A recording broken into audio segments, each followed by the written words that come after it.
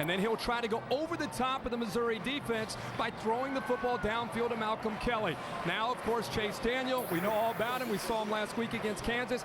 Brent, I don't know if there's a hotter quarterback right now in the country with more confidence and more bravado than what Chase Daniel has to offer this Missouri team.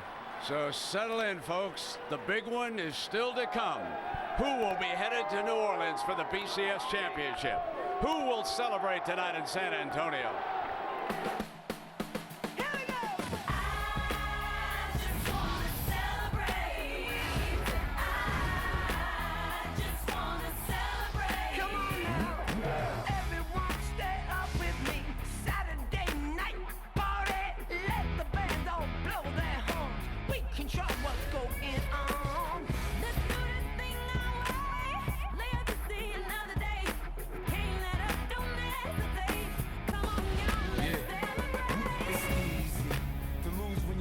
The best. Now you're being put to the test. Welcome to the Terror Dome. Now you're on your own. We gon' see who regulates and who gets to celebrate. I just wanna celebrate. I wanna celebrate. I just wanna celebrate. Yeah.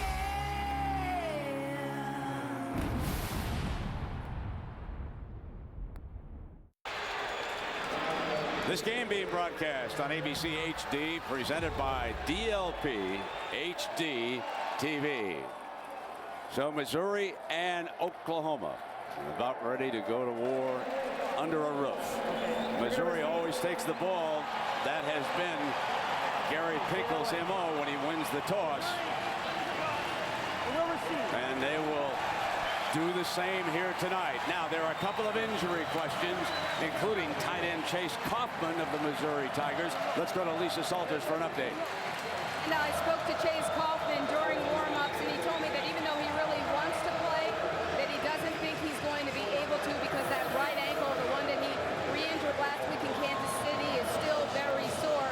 On a pain scale of 1 to 10, he says it's about a 5 when he jogs, and it hurts a lot more when he tries to do anything else. Now, the news is better for Oklahoma fans. Defensive end Austin English warmed up with the rest of the team. It looks like he will give it a go tonight. This will be English's first game back since breaking his right ankle earlier this season.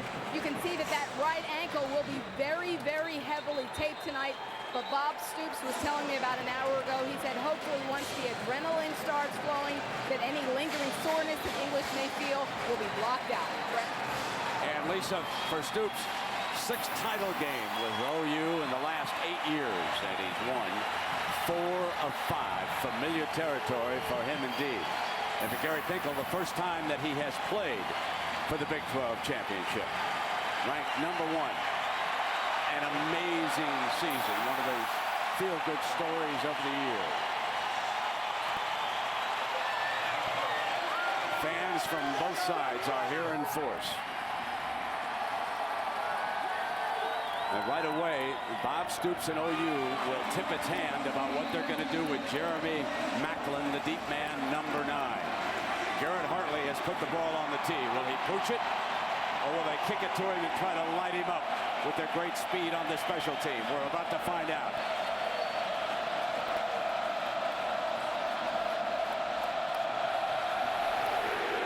They're going to take it his way.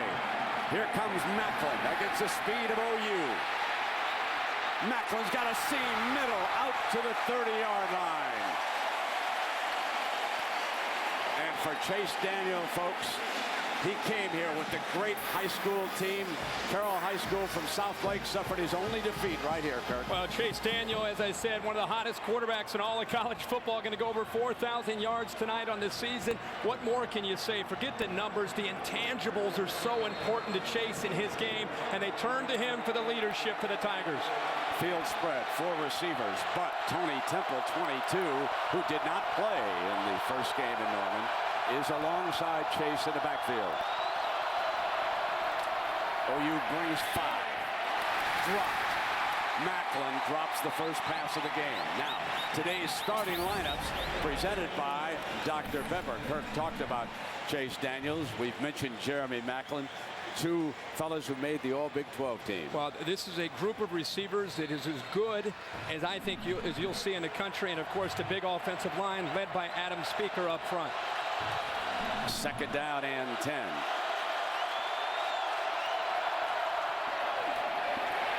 Wanted to throw it again, but Nick Harris, an outstanding defensive back for Stoops, read that play all the way, and he blew up Tommy Saunders. What a great play by Harris.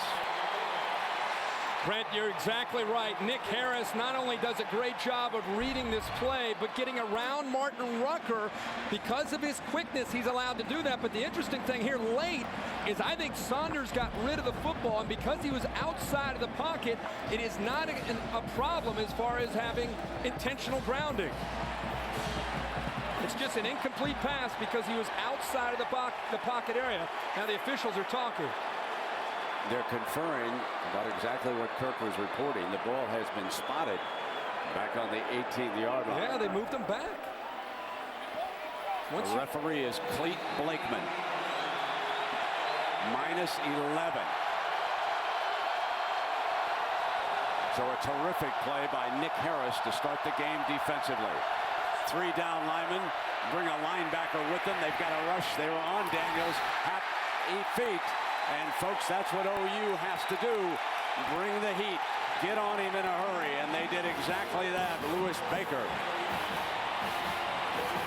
This is what Chase Daniel will face throughout this game. This is not Kansas's defensive front. Bob Stoops will get very creative along with Brent Venables, and the athletic ability and the speed will force Chase Daniels to rely on running the football more tonight with Tony Temple and then moving the pocket from side to side. He cannot sit back in the pocket against the Sooners. And Reynolds was on the blitz as the linebacker that time. So Venables and Stoops bringing heat from a variety of spots. Adam Crosett back to punt. They have 2 deep men, the Sooners do. Smith and Franks are both back deep.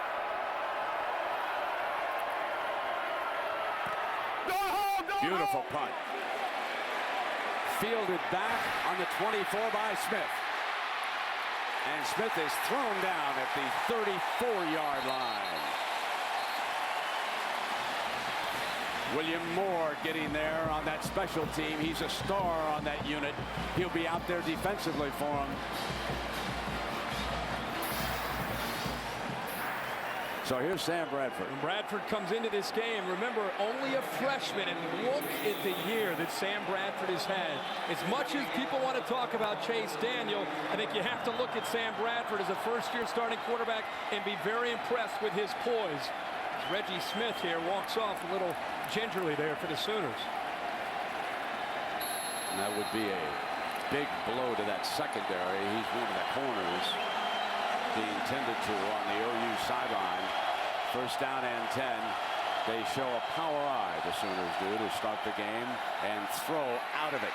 And he completes his first pass to Iglesias, and Iglesias still going. A powerful run after the catch for a first down plus.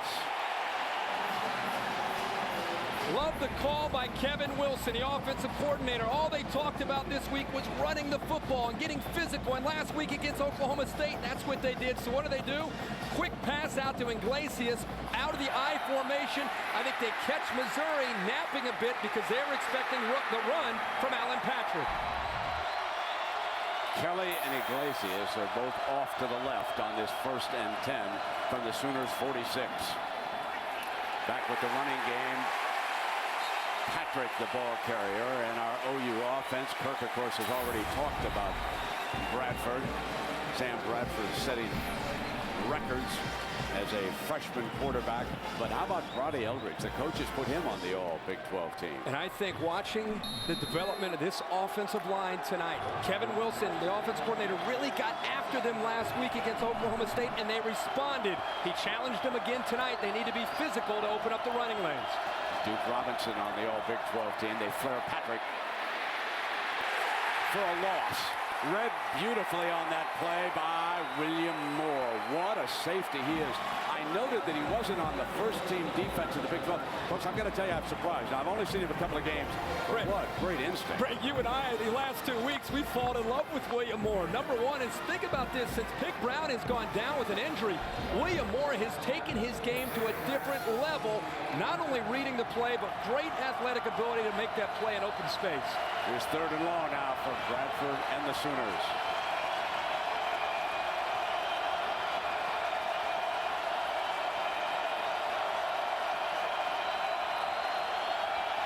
Base defense, and the Sooners shift out of it. Penalty flag. Might not have gotten it off. The clock was winding down. You could see that Bradford had to check his wristband. Delay of game on the offense. The 5-yard penalty. We think 3rd down. Missouri and Kansas in the Big 12 are known for the look offense, where they look over to the sideline. In a rare occasion, Sam Bradford on 3rd down and long looking over to get confirmation, and then tried to go to the audible, and once he did, the play clock had run out.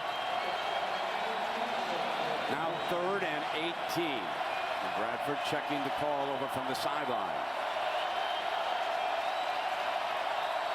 Needs to reach Mizzou's 43 for a 1st down, and false start. It's going to be Lodeholt to left tackle. Looked like he moved a little False bit. start on the offense. Number 79. It's a 5-yard penalty. Still 3rd down. When he moves, Kirk, you can't miss him. He's 6'8", 352. He gets away with nothing, folks. 6'8", 352 pounds, and a left tackle. And the crowd, even though it's bipartisan, this crowd, this is a loud dome. Very loud. It will affect the offensive line, and it will affect the communication. He is a horse. Makes it 3rd and 23 for Bradford. Incomplete, and the Sooners are forced to punt it back to Missouri. It's a little thing here early in this game, but the emotions of a championship game with a team like Oklahoma is used to being around, that was an important stop for this Missouri defense to get the ball back to Chase Daniel. Mike Nall took over as the punter a couple games ago, and there's number 9 now, Jeremy Macklin.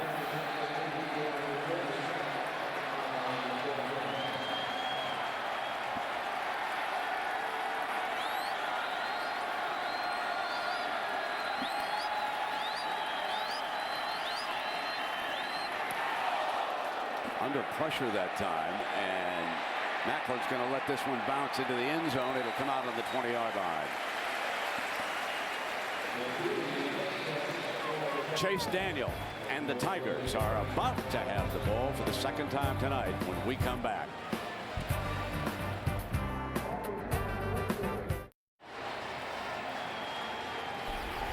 The Big 12 championship game, and the number 1 team in the land, Missouri, win tonight, and they go to New Orleans to play for the BCS championship. So Chase Daniel came in with a hot hand, Kirk, but in that first series against OU, they got on him. Well, they're going to get on him all night. It's going to be interesting to see how Dave Christensen, the offensive coordinator, retaliates, because they expected that from this Sooner defense. And they twisted beautifully into the run. They read that perfectly and took down Temple rather easily with Jeremy Beal. And I told you he was a hot hand. I mean, does it get much better than that?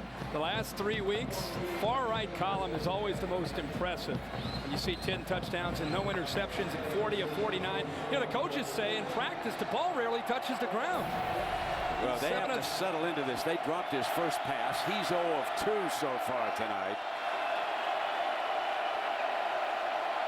Like having a coach on the field, that's how well he knows this offense. This is what he played at Carroll High School in Southlake. Here comes a blitz.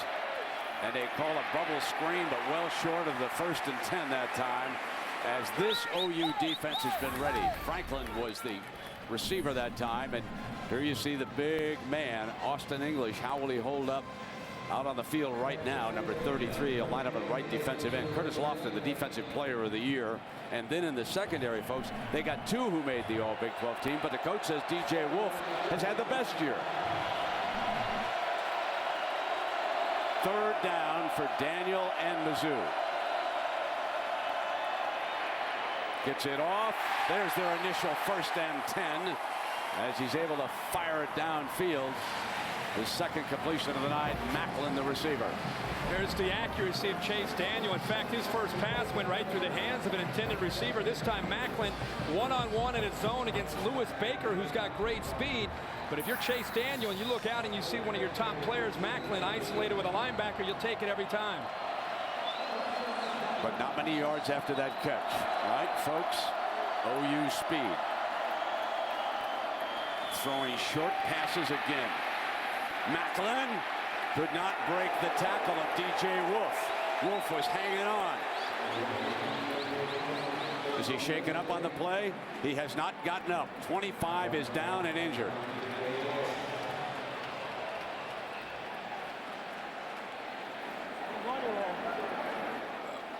Brent, you're right. Wolf was holding on, just trying to hold on to Macklin to allow the rest of the team to get there. And as he did that, you don't know if he had his shoulder or a hand, but all I saw was number 16, Lewis Baker, come right over the top and right through Macklin at the end of the play.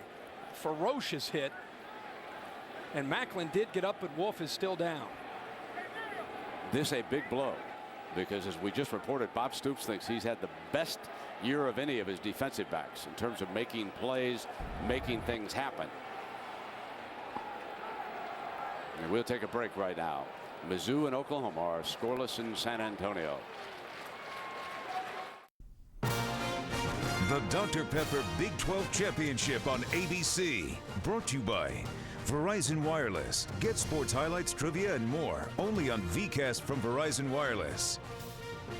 Allstate, proud sponsors of college football. Are you in good hands? Dodge, live life to the fullest. Dodge, grab life. And Bud Light, endless refreshment from start to finish. Bud Light keeps it coming. EA Sports animation of their first meeting down in Norman. 41-31, won by the Sooners. So there's the sub. Darian Williams has checked into the game for Wolf, who's on the sideline. Daniel incomplete. And Wolf over on the sideline. Folks, I didn't know that Brian Bosworth had opened up a barber shop down in Norman. That's a little bit even better than the Bos. I mean, that's a Mohawk design, man. That's you got to give him the design. Takes it kind of to the next level there with the Mohawk look, which is kind of the big trend this year throughout the country. All right, here's your 3rd down, folks. I am very impressed by how close the Sooners are getting on every play with this defensive speed. Option. No way. Mizzou forced a punt. They lit him up, and there's the defensive player of the year in the Big 12. Mr. Curtis Lofton, take a bow. 133 tackles. Well, Dodson takes the pitch, which means Chase Daniel has no other choice but to cut it up underneath. That's his read. 91 takes the pitch. Temple, he's got to cut it underneath. The problem is Curtis Lofton, one of the best linebackers in the country, was right there to take Chase Daniel down. The school that produced Rocky Kalmus, Teddy Lehman, and Stoops will tell you we've never had a middle linebacker produce like Lofton has. Another great punt inside the 15. Here comes Reggie Smith looking for a seam, and he's down around the 30-yard line. Let's check in with Matt Weiner in New York. Brent, thank you so much. As you know, I'll be here throughout the game to let you know everything happening on this championship Saturday. And in this Taco Bell update, great finish to the Civil War, Oregon and Oregon State. Double overtime. James Rogers is fast and loose. 25 yards for the go-ahead score for the Beavers. Oregon trying to answer, but on 4th and 1, Jonathan Stewart is stuffed. Oh, what might have been. The Ducks finished their regular season on a 3-game losing streak. West Virginia, the backyard brawl still tied up at 0 thanks to a couple of missed Mountaineer field goals. Oh, yes, and everybody told me. Did he just say tied up at 0? No problem for West Virginia. Folks, when everybody in the sports universe, I don't care what it is, tells you one thing, say, oops, hang on, something else might happen here. In a year where you expect the unexpected, I thought if there was a lock, it was West Virginia just pounding Pitt. The fact, and it still could end up that way. The fact that it's 0-0 with a couple missed field goals, I'm shocked. I know it's only the second quarter, but I'm shocked. I thought it'd get ugly. You know, Moore was shaken up on that special team, and that means that Del Howard. Now, Howard played a lot of snaps up in Kansas City against Kansas. So Del Howard comes in along with Justin Garrett as the safeties. You can see them lining up and too deep back there, but that would be a big loss if he stays out for very long. 1st and 10, complete. A soft pass to Kelly. Malcolm Kelly. And the corner was way off on that side. That was easy for Bradford. Well, what Missouri is doing right now, even with William Moore out, Garrett moves over to this other safety spot, and he's more physical than Del Howard. And Missouri, on early downs, they're walking 8 guys, sometimes 9 guys up in the box to stop the running game of Oklahoma and Alan Patrick. And right now, the Sooners are throwing against that to try to get them to soften that up. Mizzou shows blitz, and here they come. And they surround Patrick, eaten up on the play, and getting there was Charles Gaines, a senior defensive lineman. There's a flag down. Flag comes in late, but you can see all the black jerseys up tight towards the line of scrimmage. The thought process by Missouri is stop the running game first and take your chances out against the perimeter on the passing game. Personal foul, unnecessary roughness, offense, number 71. The 15-yard penalty from the end of the run. 3rd down. That is Trent Williams. He lines up behind Brandon Braxton at that tackle spot. So Trent Williams commits the personal foul. Talking to the officiating crew, and I said, guys, I got a feeling this game has the potential to get a little chippy. Both these teams have a lot to prove tonight. Both are going to come in with a pretty tenacious attitude. And they said they're going to let them play as much as they can, but at some point they've got to draw a line. Chris Brown, who had a big game against Missouri, has come on the field as the running back, and Joe John Finley, the tight end, with his first catch of the night, trying to get back to the original line of scrimmage. So far, Missouri's tactic of loading up the line of scrimmage to stop Alan Patrick in the running game, working out, taking chances out on the, again, on the edge, one-on-one against Malcolm Kelly and Joaquin Iglesias. There we go. Null against Macklin again. Missouri can wind up in its best starting field position of the night. It'll be up to Null to see if he can drive Macklin back. Booms it. Macklin retreats to the 23. Looking for an alley on the right side. There's a penalty flag, however. Probably an illegal block on that side, and another penalty comes flying. Yeah, I saw that. Alan Patrick with a little bit of a cheap shot after the whistle.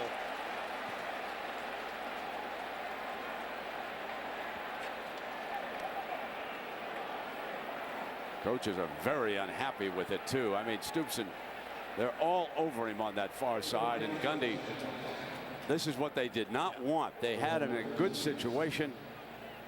It's a dead ball foul. That's what the officials are discussing. The play was Absolutely. well over. Way away from the football. And Patrick took a shot. We may be seeing Brown as a running back at the start of the next series. Could be. He had the big game last time out. Bob Stoops trying to challenge the troops a little bit. The clip is going to be on 33. Lambert from Missouri, but the dead ball foul comes into play.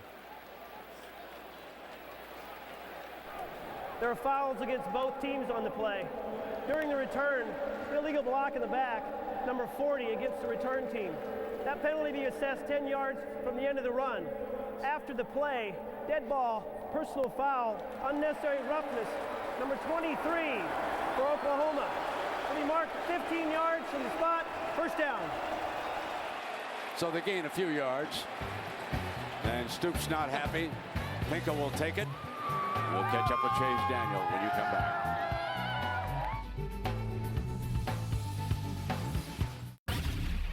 I'm the head coach at LSU. I will be the head coach at LSU. I have no interest in talking to anybody else. Well, Kirk, I know that on game day earlier today, you reported that he would become the next head coach at Michigan, but things seem to be turning the other way. Yeah, this morning on game day, I talked about having a lot of sources close to that situation who said he was headed to Ann Arbor. And I think it's interesting that LSU had an impromptu press conference with Les and the media. We'll talk about it in a second. Yeah, Chase Daniel completes it to Macklin. Macklin with that great speed, and he is out of bounds, close to midfield. Let's go back. We want to put a button on this with Les Miles, because just a short time ago, after LSU won the SEC championship in dramatic fashion over Tennessee, he said in the news conference, we are told anyhow, we haven't seen it, we are told, he said, no wiggle room. I'm staying. Yeah, and what I was saying is, for me to talk about something on the air, I felt very confident and still feel very confident that somebody close to the situation said he was going to go to Michigan. I think LSU reacted to that and I think they beat Michigan to the punch, had their press conference, and reached a long-term agreement with Les Miles. And now either he's long-term locked in with LSU, or there was a little bit of a smokescreen there to get through this game and then try to end up going to Michigan. Who knows? In a few days or a week, we'll know for sure. He'd have to walk the same branch that Nick Saban walked to get to Ann Arbor. Or the same branch he left from Oklahoma State to LSU. Let's get back to the Big 12 championship game now. Here comes Daniel firing a screen to Macklin, and Macklin back to the line of scrimmage, and again the Sooners are all over number 9. Well, they're going to be all over him throughout this game, Brent. It's not only the speed, but it's disguising their looks, blitzing from different angles, trying to confuse the offensive line and trying to get after and get into the mind of Chase Daniel. The way that I'm seeing Missouri respond is not just quick throws, moving the pocket, and I still feel you'll see Tony Temple, number 22, who missed the first game against the Sooners, still come into play to try to slow down that pass rush. 3rd and 3. Can Daniel and the Tigers pick it up? High and incomplete. They cannot. And a flag on the play. And Stoops unhappy with this call against Franks. He said there's no way that this was interference.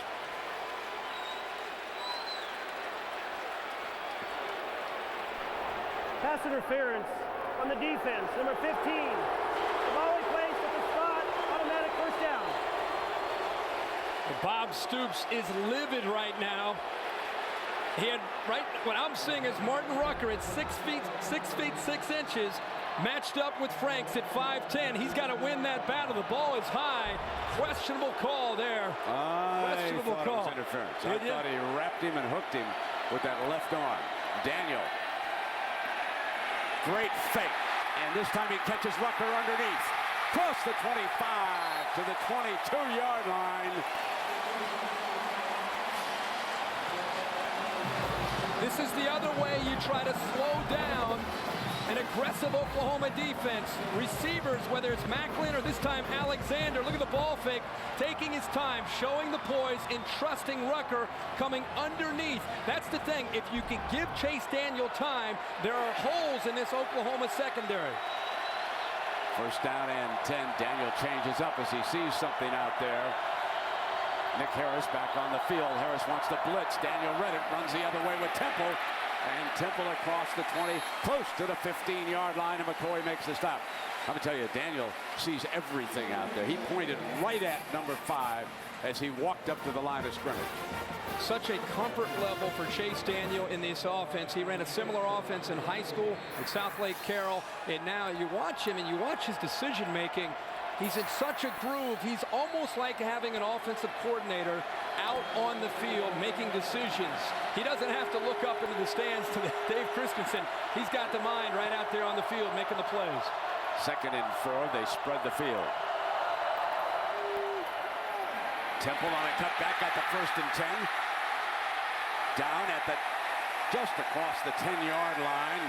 There's the young man who didn't play in game 1, and DJ Wolf. Good to see that he's back on the field, making the stop for OU. All of a sudden, the offensive line starting to feel very good about themselves. Llewellyn on the left side, Ryan Madison, 76. Some movement. If you allow Missouri's offensive line to pull and get angles on an athletic defense, they'll get to the next level. And I'm telling you right now, Tony Temple and his physical style of running, he's quick, he's shifty, he's a great complement to this spread look of Missouri. First and goal for the Tigers. Nothing doing on this. This was botched. So it'll be second down and goal. We saw Tony Temple last week, and when he's in the football game, they just seem to have a different rhythm to him. Very anxious to have his chance to get on this field to take a chance against this Oklahoma Sooner defense.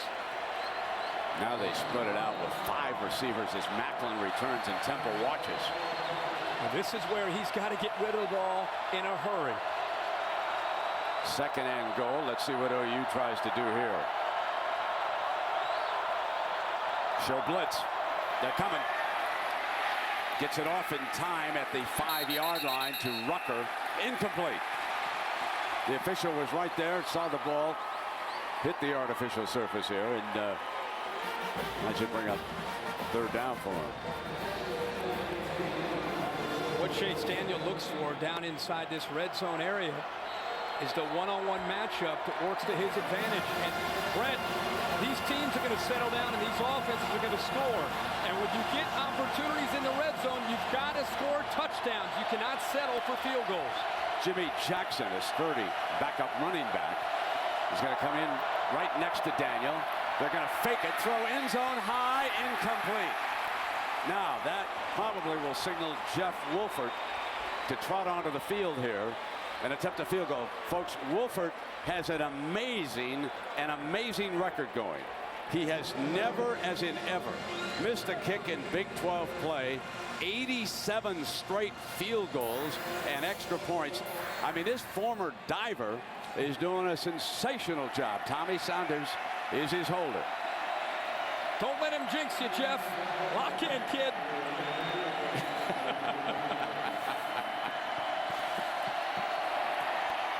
'29-yarder. It's 88 straight.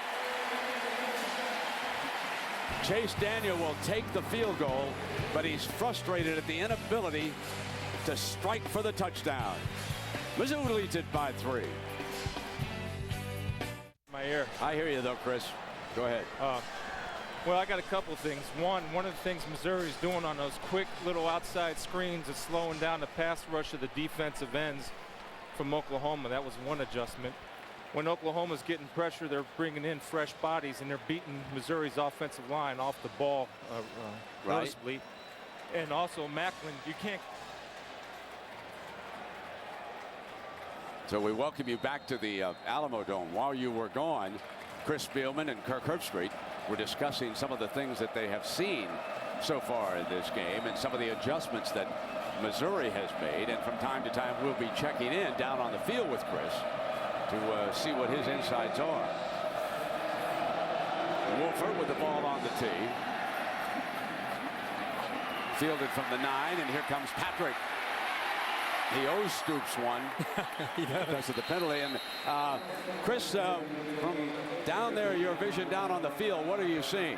Well, one of the things Missouri's doing, Brent, is they're throwing that quick outside screen, and that's slowing down the pass rush of the defensive ends. Now, what I like to see both teams do on first and second down, you got to start slinging the rock down the field a little bit to open up the running game. They're not throwing it on first and second down. And Oklahoma's doing a great job of alternating their defensive linemen. And on pass rush, they are beating the Missouri offensive line off the ball. Keep your eye on Lodeholt. He's sucking air right now. He's going to be struggling a little bit out there. Slant incomplete. You got to be careful with Spielman on the sideline. He looks like he wants to go out and bop somebody. I think he is. I think he's about to lace up the shoes and get out there and hit somebody. Oh, boys, it's a different ball game down here. And I'll tell you this. If I'm Oklahoma, I do not kick the ball to Macklin anymore. You don't appreciate his speed until it's flying by you with flames coming from his heat. You can put him up and let him go, man. The problem, Fields, is you forget who the head coach is over there in white. He's not afraid of anybody. Maybe it'll backfire on him. We'll see. He's a brilliant coach, but he's not stupid. Brown is the running back, and the pass was complete to Joe John Finley, his second reception of the night. Out of bounds in front of the Stoops bench on that side curve. And we talked about a series or two about the importance of Oklahoma's ability to throw, because Missouri's loading up the box with 8 different defenders, very cognizant of Alan Patrick. Remember, the Sooners are coming off a game last week against Oklahoma State, Bedlam, where they ran for 307 yards. They got physical, they got challenged, and Missouri's aware of that, so they're taking that part of the game away, or trying to. 3rd and 4. Plenty of time, complete for the first down if he gets this spot, and I believe he will get it as Chris Brown, the running back, his first reception of the night. And Witherspoon, fine linebacker for the Tigers, makes the play. It's the kind of night you start that Sam Bradford is off to right now. He hasn't done anything spectacular, but he's completing passes, and he's making reads, and he's not making mistakes. We talked a lot about it this week. Which quarterback would avoid the turnover? Which offense would avoid the turnover? You have 2 quarterbacks coming in, making great decisions, and Bradford there just dumping it down to Brown allowed them to pick the first down. Pleasant's the fullback on this eye. He will lead the way from Brown. Brown got the most out of that run, 4 tough yards, and William Moore back on the field makes the snap. Important for William Moore to be back out there. Not only is he a playmaker, but talking about putting a lot of people up close to the line of scrimmage, William Moore is the epitome of that attitude. And he is probably the most physical defensive back that Missouri has. Now that Pick Brown is out for the year.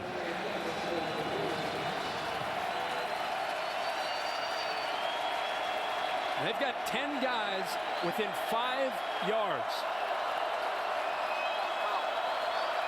2nd and 7. Play fake. Bradford going downfield. Got Kelly open. And he hauls it in. It was overthrown a bit, or he'd have walked into the end zone. It was a fine catch by Kelly. When you put 9 and 10 guys up to the line of scrimmage, you leave yourself vulnerable one-on-one. Malcolm Kelly against Terrell, and again, that is a matchup that Kelly can win every time. He's such a long strider. He just ran away from Terrell, and Bradford did a good job of leading Kelly downfield. That is our first huge play tonight for either offense. 47 yards. There are tight ends on the field now. Grisham really an H-back look as he's flexed off the line there. Number 18, he's a fine talent. And this is Brown. Number 29 has stayed on the field as the running back. It'll end up being a cat and mouse game between the 2 coordinators. Missouri's defensive coordinator, Matt Eberflus, and the offensive coordinator from Oklahoma, Kevin Wilson, on when to take those chances. And by taking that chance, it forces Missouri to be cognizant of that and get their safeties back to respect that aspect of the Sooners offense. And then the Sooners can get back to the bread and butter of running the football. 2nd down and goal for the Sooners.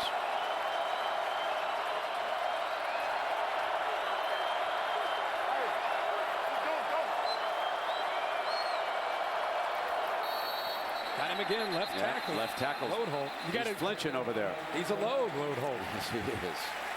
Well-named youngster. Ball start on the offense, number 79. The 5-yard penalty, still 2nd down. That's a killer down there inside the 10-yard line. When you back them up like this, it really changes what Kevin Wilson calls in this situation. Already 6 penalties tonight on the Sooners. 6. Not even into the 2nd quarter. And only 1 on the Tigers here. 2nd down and goal. Bradford drops it off. Short of the end zone is Joe John Finley. He's been his favorite target here tonight. Time runs out on the 1st quarter. Oklahoma threatening, but Missouri leads it by a field goal. The Dr. Pepper Big 12 Championship returns after this message and a word from our ABC stations.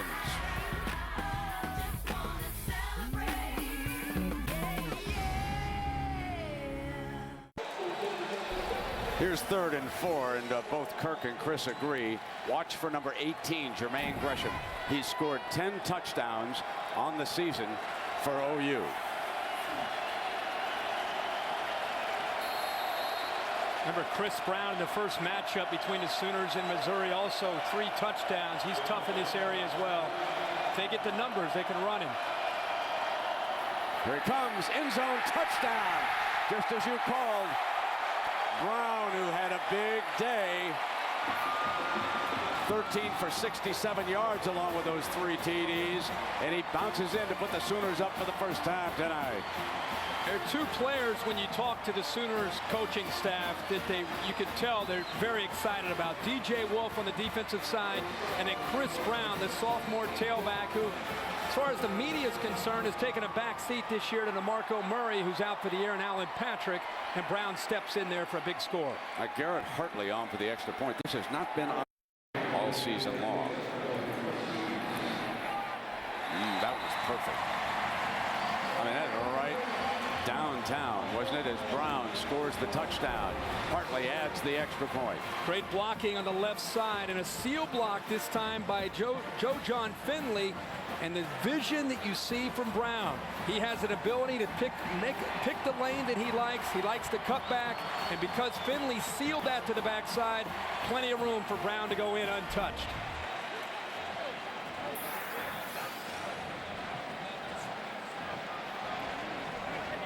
Something about Chris Brown and going up against the Missouri Tigers. The schooner's rolling right now. Up to the Tigers to respond. Let's keep track of these 2 teams when they get in the red zone. Who comes away with the touchdowns and who has to settle for the field goals. So Missouri averaging 41.9 points a game, and OU averaging 43.8. Right now it's 7-3, just inside, just starting the second quarter down here in the Alamo Dome. And there's the speedster. The redshirt freshman missed all of last year because of a knee injury from Missouri. Macklin's back deep.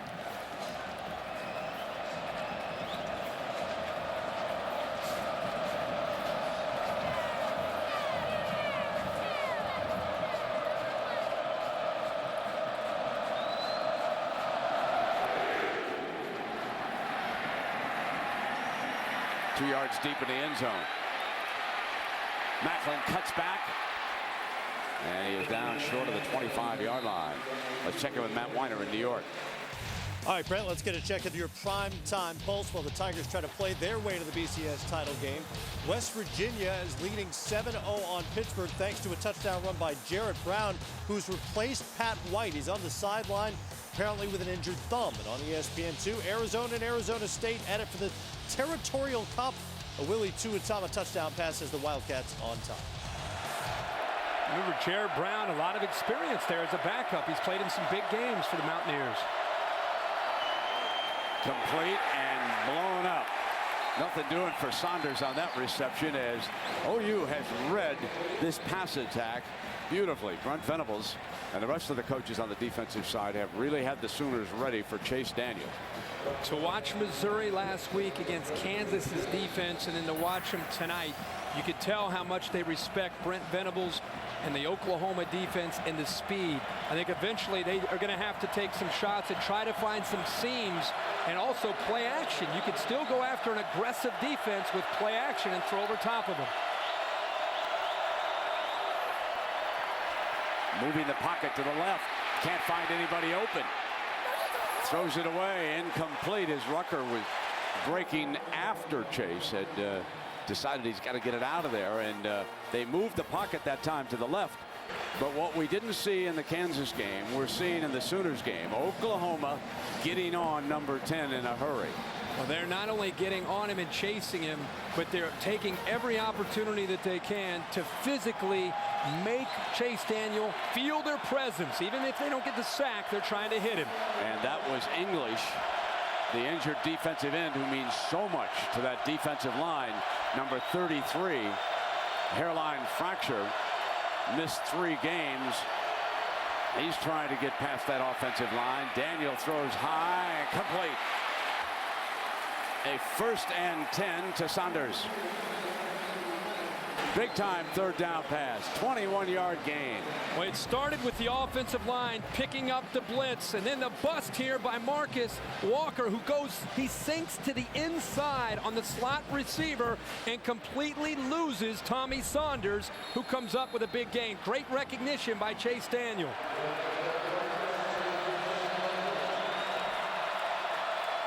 First and 10.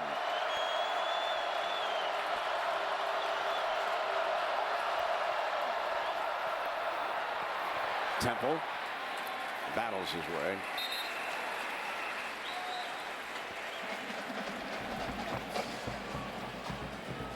Just watching the movement of this Sooner defense. Talking about a group that right now looks dialed in, very, very familiar with what they need to do as far as filling the gaps, running to the football. Great pacing and great attitude from this Sooner defense, and it's a defense for the most part has played very consistent with the exception of the Texas Tech game. Daniel 8 of 14 for 70 yards. End around this time. They put the speedster to work for a first and 10. Macklin coming around. He was able to score down in Norman on that end around.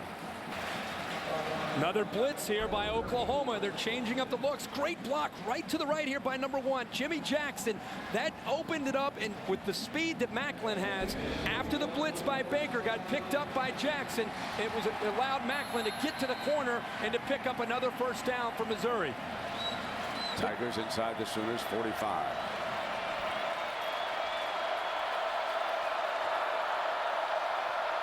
Anytime he's an empty, it's going to be a quick throw. He's got to get rid of the football. Four-man rush. They twist. Moves the pocket hard to the right on the move. He'll have to put it down and take off.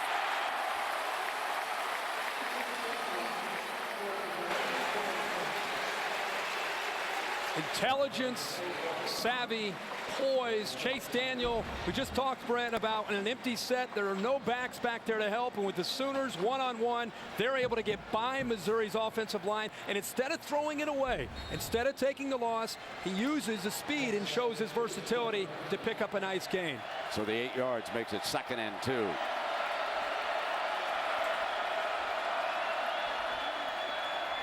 Temple spins, and he's short of the first down because of Reggie Smith's hit.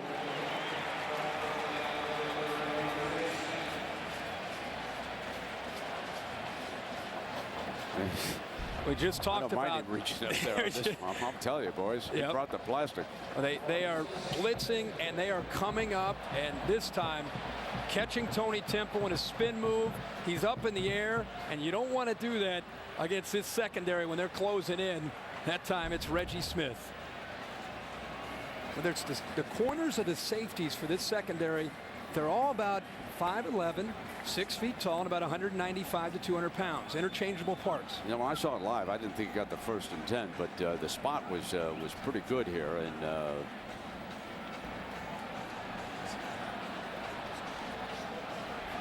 yeah, okay, we were right. Sometimes the naked eye of an old man fails, folks.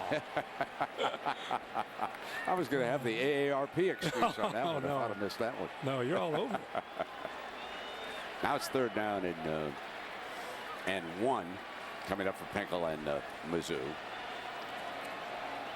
7-play drive so far. Missouri, it just seems that this is such an up-tempo offense. First downs are important to keep the defense on their heels. They want to dictate the tempo and not let this Sooner defense come after them. Spread the field. You can see the receivers out wide. Daniel going to keep it himself for a 1st and 10. The middle is open up, and Daniel crosses the 15-yard line.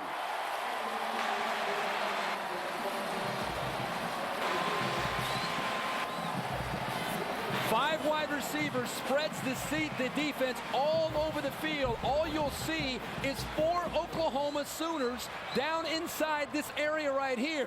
Chase Daniel recognizes that and right away just decides to pick it up and take off with the football, and a huge gain, and the guy's got some quickness when he decides to run the football. 21-yard gain. He's carried 3 times for 26 yards. Now Temple spreads wide, and Big number 40 was closing in on him that time before he was out on the far side. And again, Missouri threatening. Remember, they've been down here before, had to settle for the field goal.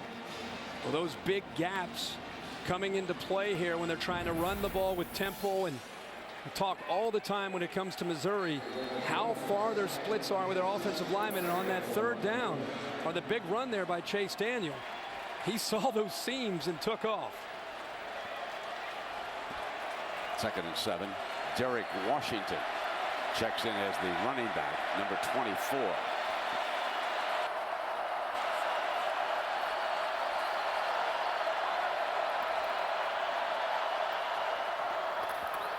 Zone block Washington and nothing doing. He loses 3 yards on the play. Brings up a 3rd down for Daniel.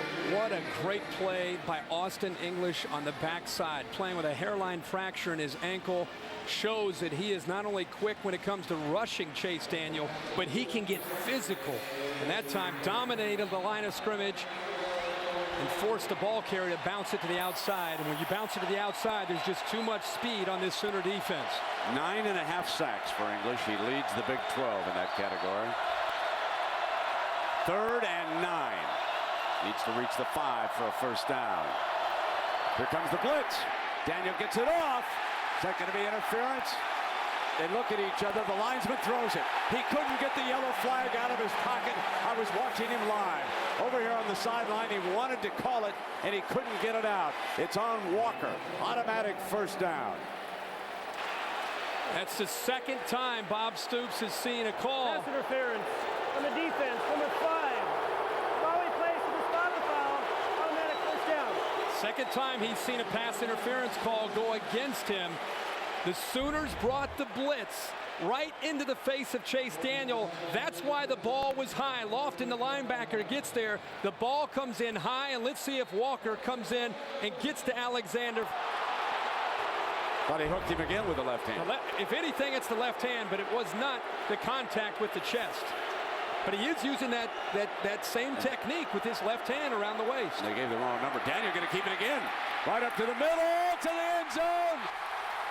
No signal yet. I thought he might have gotten there, and they're going to mark it apparently. Instant replay, probably going to take a look at this one. This was close, folks. Real close here. Once again, Chase Daniel, this is a great job of just going in, attacking this defense. I'm going to tell you what. Yeah, it was. I think they'll stop it. Yeah, take a look at that. You would think they would. It's close enough to stop. They're going to go to the pistol formation if they have to run. And they toss on the pistol, bang, and that one is short. That was Jimmy Jackson who checked into the backfield. They like to use him in those power running situations down there. And I'm rather surprised that the call didn't come down to give the booth more time to look at that. Regardless, it was right up on the end zone, but here we go again now for Mizzou. It is 3rd and goal. And I'm sure OU this time is going to be looking for Daniel taking off on this. Oklahoma's expecting that, already pinching in with their safeties and linebackers. Here he comes. Well short that time. Never a chance. Fool me twice, shame on us. Fool me 3 times and you'll change the linebackers. Granger, his quickness, 96, gets in there to penetrate. And how about Lofton coming off the slot receiver, expecting the run from Chase Daniel, and took it away. So the close call on the long run by Daniel. The Sooners defense steps up and forces the field goal. Wolford on to attempt his 2nd field goal. 88 consecutive field goals or extra points in Big 12 play. Adds another one. He's automatic. But again, the Tigers failed to score a touchdown. OU has to feel good about this situation so far. Well, the offense huddling around, and my apologies to the booth upstairs. Clearly, Daniel did not get into the end zone. Watch him from this angle wrap the ball up as he goes down, and he is short of the goal line. And Chris Spielman was right there on the line, and he said that was a good call down there, so we can see that there was no need to stop this game, and their eyes upstairs were better than mine. And what a third down stop. What an effort by Granger and Lofton, expecting some kind of run there by Chase Daniel. But Missouri in their last 2 drives having to settle for field goals. That could be very, very important as this game goes on. 10 plays down to the Oklahoma 11. They settled for a field goal. In this past drive, 14 plays down to the 1 and another field goal. Yeah, they had 2 first and goals down there, and this one is fielded at the 5 by Patrick. And it is time for the Dr. Pepper stats update, and we can see what has unfolded here so far. 2 field goals for Mizzou and the 1 touchdown for OU. Well, the shocking thing to me is to look at the rushing yards for Oklahoma and the passing yards. Missouri trying to stop the running game. Oklahoma's adjustment is to throw the football downfield. And if you look at right now the penalties, Oklahoma's got to settle in here and start to play smarter football. They cannot continue to self-destruct. Patrick is back as the running back. The call. Strong run. And let's check in down below with Lisa. Well, Brent, Chase Daniel was over here on the bench fuming. He was just so upset.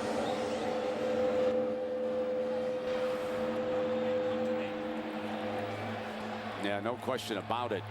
Upset about the situation, as Lisa was talking to a lot more folks than she anticipated. I think she went PA there for a Yeah, second. I think that, whoa, Chase looked over there and said, who's talking about me like that on the PA, man? There's a 1st and 10, and of course, Lisa is getting ready for a halftime contest, the Dr. Pepper contest, and she will be on the PA system down there, and I suspect that when they checked it through the PA that they inadvertently left it back on. I was watching this afternoon, and I think it was the ACC championship game, and one of these guys had a chance to really throw the football well, and he came close to winning $1 million. Really? Yeah, it was pretty cool to watch that. I can't wait to see what's going to happen with Lisa here. 1st and 10. And now Brown back on the field.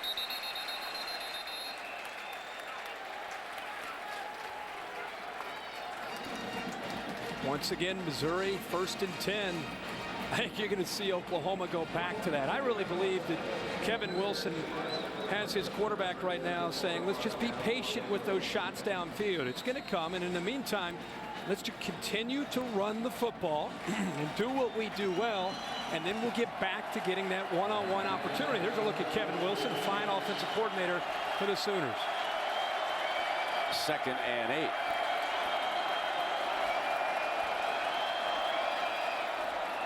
Play fake penalty is going to be called on this play. Play's whistled dead. So that would be what, number 8? False start on the offense, number 18. It's a 5-yard penalty, still 2nd down. 63 yards. 8 penalties to 1 in this game, and Stoops cannot be happy about that particular number. That is something that you would not expect to see from Bob Stoops coming into this championship game. Unacceptable in this first half. Missouri's a team that struggled with that a week ago in a game with Kansas where they had 9 penalties, but they buttoned it up so far tonight. Here comes the blitz. Bradford runs away from it, throws complete on that far side to Iglesias. There's Josh Heupel, the quarterback coach. A few words of encouragement for Sam Bradford. How about Bradford? He also showing some niftiness, some quickness to be able to pull away from Tommy Chavis and then get it downfield to Iglesias. It's Josh Heupel. What a quarterback he was, Brent. You caught a lot of his big games. Sure did. 3rd down and 3.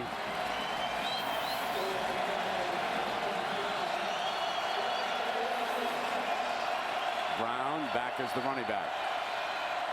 Play fake. Bradford goes downfield field and lit up by Moore. Gresham had it for a moment and took a big-time shot from number 1. Watch this corner right here, because that's what Sam Bradford is looking into. Right there, when the corner comes up to take the flat defender, he's trying to throw the ball right here. But what a great job of taking it away by the safety, William Moore, to separate Grisham from the football. Nice play. No punting. And number 9 back deep.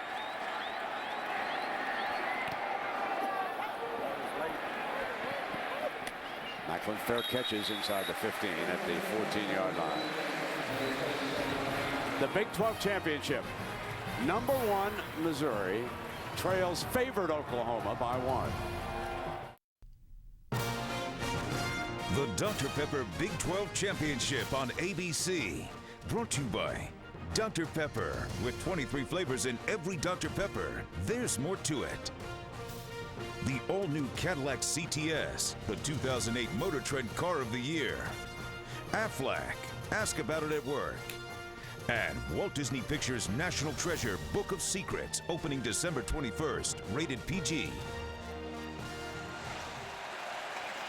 Pretty familiar sight, and a couple fellows who've come to the shadow of the Alamo. There are contestants in the Dr. Pepper competition that we'll have at halftime here of the Big 12 championship. Chase Daniel trying to move the Tigers again. Can't find an open receiver. And he has to throw it away. It'll be 2nd down and 10. And the OU defense has been the story of the first half. They have made the difference in this game. Twice they have had to stop Missouri's high-powered offense inside the red zone, and the Tigers have settled for field goals. That'll start to mount. That'll start to add up on an offense. Washington now the running back. Macklin shows end around. Fake to him. Incomplete. He was well covered on that far side as he came around. When you're Jeremy Macklin, I don't care where you go in motion or how you try to hide him, there's always going to be a white jersey trying to follow him. Now, he might not always make the play, but as Gary Pinkel tries to come up with unique ways to get the ball to Jeremy Macklin, it's going to become tougher and tougher to do, and they're going to have to find other receivers to try to get the ball downfield against Oklahoma. Denario Alexander has disappeared, and he had a big game against Kansas. Jimmy Jackson's now the running back. OU's got him in 3rd and 10. Here they come with the blitz. Harris is picked up. Daniel can't get an open receiver. Comes back near side. Out of bounds. Force him to punt with 6:56 to go in the half, and the OU defense under Brent Venables is doing its job here tonight. Well, they stepped up here and forced a 3 and out. Remember, the last 2 times Missouri had the ball, they drove the length of the field, one time with 10 plays, the next time with 14 plays, and they tightened up in the red zone. This time, they get Chase Daniel off the field with a 3 and out.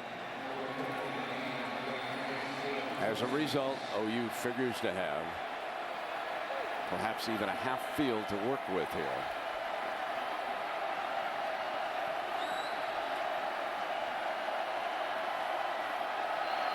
Cross it, reaches over to the right for the snap. Short of the 50-yard line. Now it takes Missouri hop, and it's about right there. 50 yards to work with here.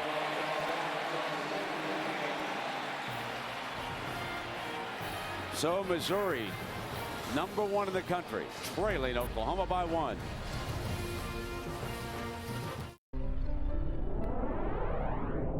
Jim made his commitment when he knew that he was going to die.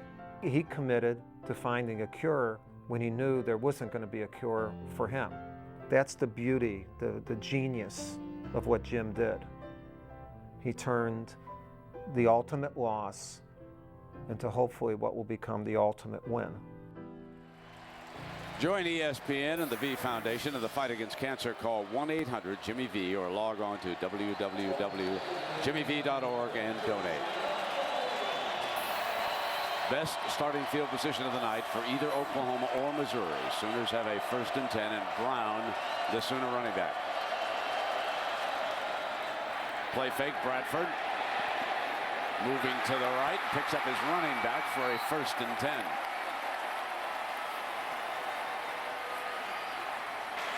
Well, Bradford wanted to get the ball downfield, but instead he shows the patience, gets to the outside, and has a one-on-one matchup with Brown up against the linebacker, Christopher. That is a simple check down by the quarterback. They cleared out the rest of the secondary. One-on-one underneath running back Chris Brown against Brock Christopher, who just could not stay step for step with the tailback. 18 more yards for Brown. Only a couple of yards that time for Chris. And let's take a look now at the Pacific Life game summary. Missouri, as we have said all half, threatening a couple of times, but settling for a 28 and an 18-yard field goal. And then Chris Brown, who Kirk has been talking about, 7th TD in his last 6 games. And Daniel is stuffed. And Daniel is stuffed. Granger made a big play there. Also Lofton.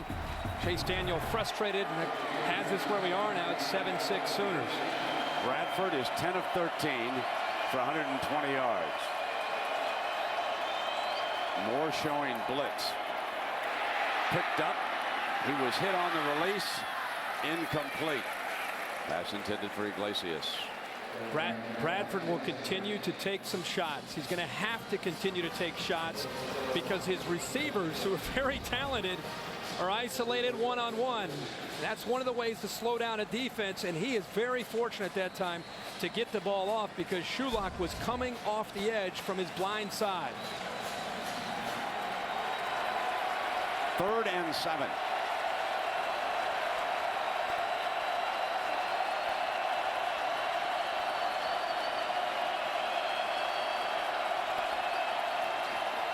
Comes the blitz again. Picks it up. Malcolm Kelly at the 1st and 10. Beautiful release by Bradford. This is what coaches call zero coverage, where you just take a chance. There's nobody back in the back end. It's one-on-one. Malcolm Kelly and Bridges, the corner. Who's going to win that battle? Missouri brought the blitz. The protection was there, and Kelly got to the inside. And again, a nice throw there by Sam Bradford. Toss play. Patrick back on the field. 1st and 10 across the 10-yard line for the Sooners. We're going to continue to talk about this, but this is what happens when you have a little bit of balance and you're able to dump the ball off to Chris Brown and throw the ball to Kelly. All of a sudden, Missouri's defense backs up, and all it takes is just a small little angle for that offensive line of Oklahoma to get the block that they need to create a scene for the very quick and explosive Alan Patrick.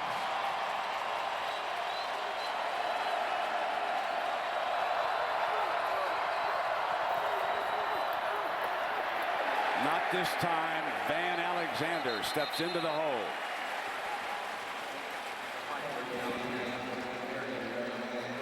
It's hard to run into a 10-man box. Missouri has everybody at the line of scrimmage. As good as Oklahoma is up front, and they average 6'5", 322 pounds. One of the more physical offensive lines in the country, but you've got 9 or 10 guys up there. Makes it tough.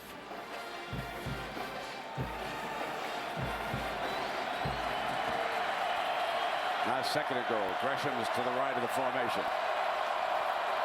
They're going to run the toss with Patrick. Patrick cuts toward the 5. 2nd effort and out of bounds at around the 3. You got to love Alan Patrick. When he gets on a roll, he starts to feel it. He is a very physical back for a 196-pound tailback. And Kevin Wilson, the coordinator, telling him, they're going to be 7 or 8 or 9 guys up there. You've got to be able to make a guy miss and run over another one. Huge, huge play for Mizzou's defense.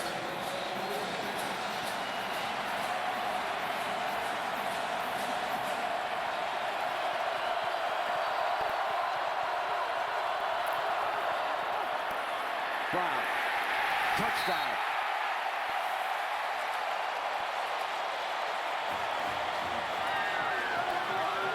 Chris Brown, the touchdown maker, in the end zone again for the Sooners.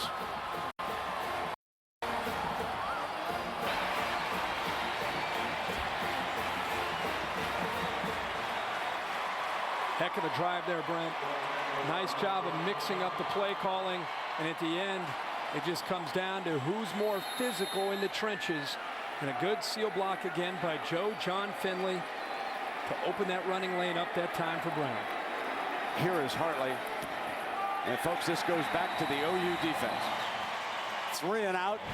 They wound up giving Bradford a 50-yard field to work with. And the offense strikes for the second time. 14-6 Sooners. IBM presents the 25 greatest players ever. Number 3, Herschel Walker. From his first college game, Walker immediately took the SEC by storm, leading Georgia to the 1980 national title. The Bulldogs were 33-3 with Herschel in the backfield, and he was voted consensus All-American in each of his 3 seasons. IBM, getting it done. 33-3. And Herschel, number 3 on the list. And New Year's Day at a Rose Bowl, we will announce the grand champion of the 25 greatest players. Folks, you are free to make up your own list, okay? I'm not sure that I agree with everybody. I'm not sure you do. So go ahead and make up your own list and then email it to Kirk Herbstreit at Kirk. No, I love that. How about the red zone tonight? We talked about it at the very beginning of the broadcast. Which team would capitalize once they got inside the red zone? And right now, both have scored.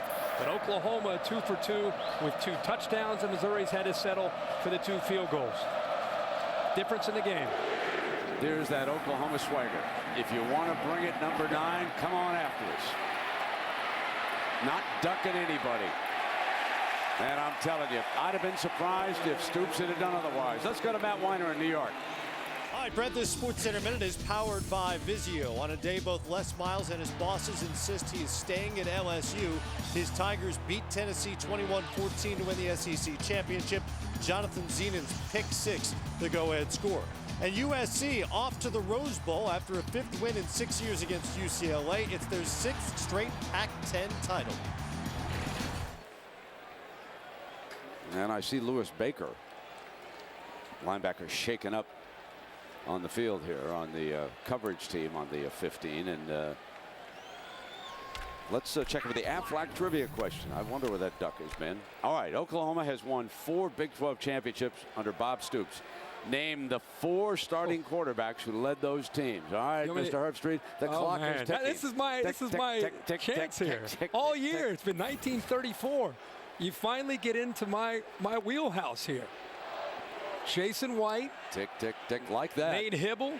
Tick, tick, tick, like that's the tough one. Tick, tick, that's tick, the tough one? Well, maybe not. Tick, tick, tick, tick, tick, that clock. Paul Thompson. Oh, yeah, good one. Good you one. like that one? Yeah, good one. You're going to get the next. Oh, Josh Heupel. Talk to me. Woo! Fine. All right. Mr. Herbstreit beat the clock. I was ready, man. He was out, folks. We were taking his halftime sandwich, giving it to the stats man, George Hill over here. All right. Under Bob Stoops, 4 different quarterbacks who led those teams. And folks down Norman Way, man, they sure remember this quartet, huh? Heupel, now an assistant. Think about this. There's 4 right there.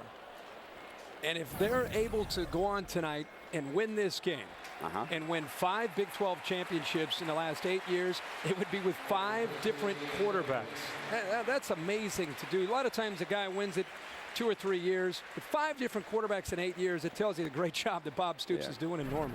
It's nice to see Baker walking off on his own power. The other thing, folks, if Oklahoma wins this game and they automatically qualify for the Fiesta Bowl, they may wind up playing Kansas. Now, in the second half, we're going to have a live conversation with the Big 12 commissioner. They did not play Kansas and Oklahoma during the regular season. And we are told they could well meet up down in the Fiesta Bowl if they win this. And we'll see what Dan Beebe has to say about that. First down and 10 now for the Tigers. Remember, Missouri went 3 and out the last time they had the football. Chase Daniel and the Tigers, how do they respond right now with the momentum favoring Oklahoma? Here comes the blitz. Ryan Reynolds helping lead the attack that time, and Missouri has struggled, folks. There's no other way to put it, against this OU defense. That's a 6-yard loss. They are nowhere near the machine that they have been for most of the season. But right now, you have a defense from Oklahoma. That time, Gerald McCoy got in there along with the linebacker Reynolds. They are pinning their ears back and coming after Missouri, really being the aggressor. They are determined to prove that that first one was no fluke. Short of the first down as Lindy Holmes makes a fine stop on Macklin.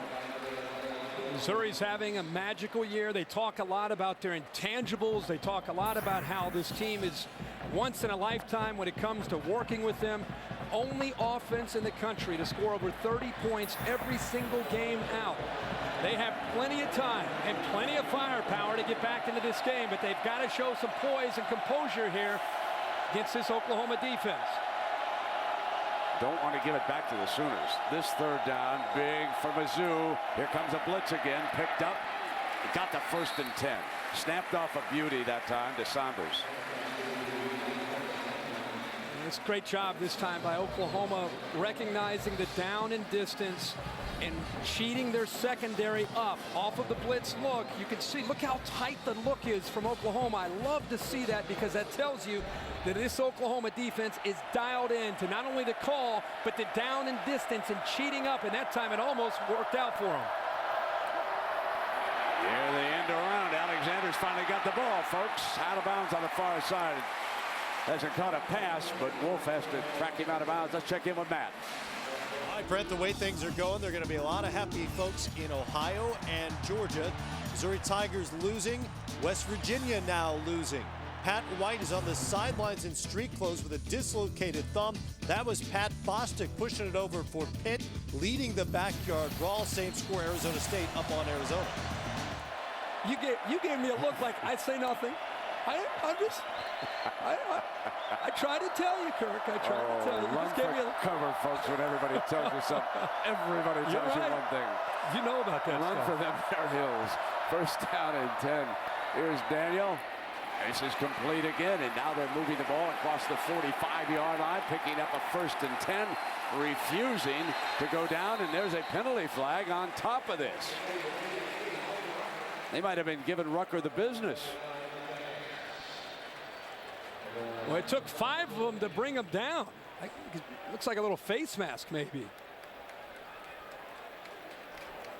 Personal foul, grabbing the face mask. Defense, number 8. A 15-yard penalty from the end of the run. 1st down. Reynolds. Ryan Reynolds gets caught for it, but I'm just impressed with Martin Rucker catching this football and carrying about 4 or 5 Sooners down the field. And finally, as he goes down, Reynolds came in late and pulled excessively on the helmet and on the face mask of Rucker. It's a great call by the crew to see that coming in late. From the 25-yard line. Daniel incomplete. It'll be 2nd down and 10. The intended target, Jared Perry. No, I'm checking that Macklin getting back up to number 9. Chase Daniel showing a lot of determination. Just talked about how this building, this stadium, clearly favoring Oklahoma after they went up 14-6. He had just faced a 3-and-out, and now they're coming right down the field, moving the football. Alexander was shaken up, and he's still on the sideline down here, so he's not on the field for Mizzou. Macklin shows that end around. Option look and nothing doing on that play. A strange call, I think, and there is the injured wideout, Denario Alexander, down. And that big run to help get this drive started. Surprised we haven't seen Daniel in the 5 wide receiver look try to run up the middle with the big splits from the offensive line. He had a lot of success on that about 2 or 3 drives. 3rd down and 11. Timeout. Didn't like the look he was getting for the play call, so they will come over and talk about it. It has been a tough, frustrating half for Chase Daniel and the Missouri offense. I hear. Still a couple of timeouts. And Chris Spielman, what are you seeing down below? Well, this particular drive, Chase Daniel's doing a better job of keeping his eyes down the field. When he was getting pressure, he was checking out the pressure with his eyes. And the other problem they were having was just standing up here close. Missouri wasn't getting any separation between the Oklahoma defensive backs and their wide receivers. They're doing a little bit better job now because they're in 2-minute drill, and Oklahoma's being a little bit softer. But they're doing battle down here, boys. It's awesome. Hey, Chris, you know, I've always wondered, why didn't you become a coach? I always thought you were a natural. Your daddy loves to coach. What about you? Well, I've always been a fan of yours, Brent, and I wanted to someday work with you, and here's my dream is coming true. It's great to have him along with his 3rd and 11.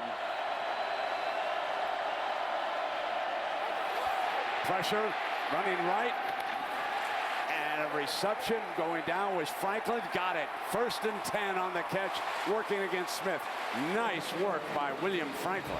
And nice work by Chase Daniel. I thought he might think about early running the football, but Oklahoma thought the same thing. They brought pressure up the middle. Daniel gets to the outside, has the ability to get on the move, and then a great throw away from the defender where Franklin could go down and make the catch. Terrific difference that Austin English, number 33, makes in the game. You saw him come free on that replay. Stands and delivers. Macklin, and he is across the 5-yard line. Now the clock becomes important. They've got 2 timeouts. Plenty of time, 2 timeouts in this offense, 36 seconds, an eternity. Look for Rucker, 82 because of the size. It's off to the left, the inside. They better hope it's an eternity. Chase Daniel, end zone this time. Touchdown, Mizzou. What a big moment, folks, this is for Missouri, the #1 team in the nation. Reeling, and with time running down, they finally score a touchdown and don't settle for a field goal. What a way to go into the intermission. You want to get to the national championship game? You're playing for the right to get to the national championship. You're in your conference championship. You get down 14-6, and you have to show the ability to answer, and that's what they did. Is it too early, Mr. Herbstreit, to go for 2? I'd like to see a team kick the extra point. I think it's too early. There's going to be a lot of points scored in this game. Yeah, you don't want to be chasing it, man. And Wolford is such a good kicker. It's a gamble. A lot of guys will say, don't take it if you don't have to, but let's see what happens. They can make it double. Reverse the throw from Macklin. Oh, yes, what a great call to go for 2. How good was that? Oh. Rucker around, you know big smile on the coach's face. You know, he doesn't back away. Brent, they caught him twice in the game in Norman on the double reverse. This time they go double reverse and they end up throwing it. This is the touchdown. Look at the big splits here by the offensive line. In fact, the right tackle, Colin Brown, is way to the outside, and that's exactly where you have the ability to try to find a seam, and eventually Chase Daniel does it. That was a play right before the touchdown. Colin Brown moving to the outside, opened up a seam, and Chase Daniel finds it and gets into the end zone. But I didn't necessarily agree with Dave Christensen, the offensive coordinator, early in the game to go for 2, but the call, the double reverse, they burnt the Sooners twice in the red zone in Norman. The Sooners were all over it to stop it. They were not expecting the double reverse pass to Rucker. So Macklin throws off the reverse.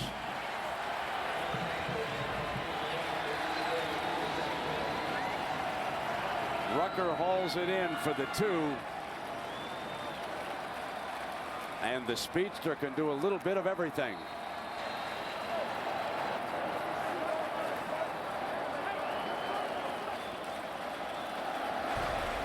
So a reminder, the Chevrolet players of the game will be coming up later, and Chevrolet will make a $1,000 contribution to each university's general scholarship fund.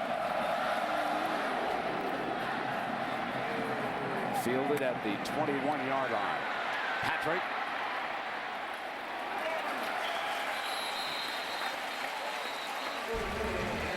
Let's go back to this touchdown. I want to show it again. The huge splits by this offensive line allows, and of course the right tackle, Colin Brown. Watch Chase Daniel. And empty, there's just nobody left on the inside of that defense, and because of the margins there and how wide the offensive line is out to the outside, it forces that defense to get separated, and with Chase Daniel's quickness, he's able to sneak in there for a touchdown.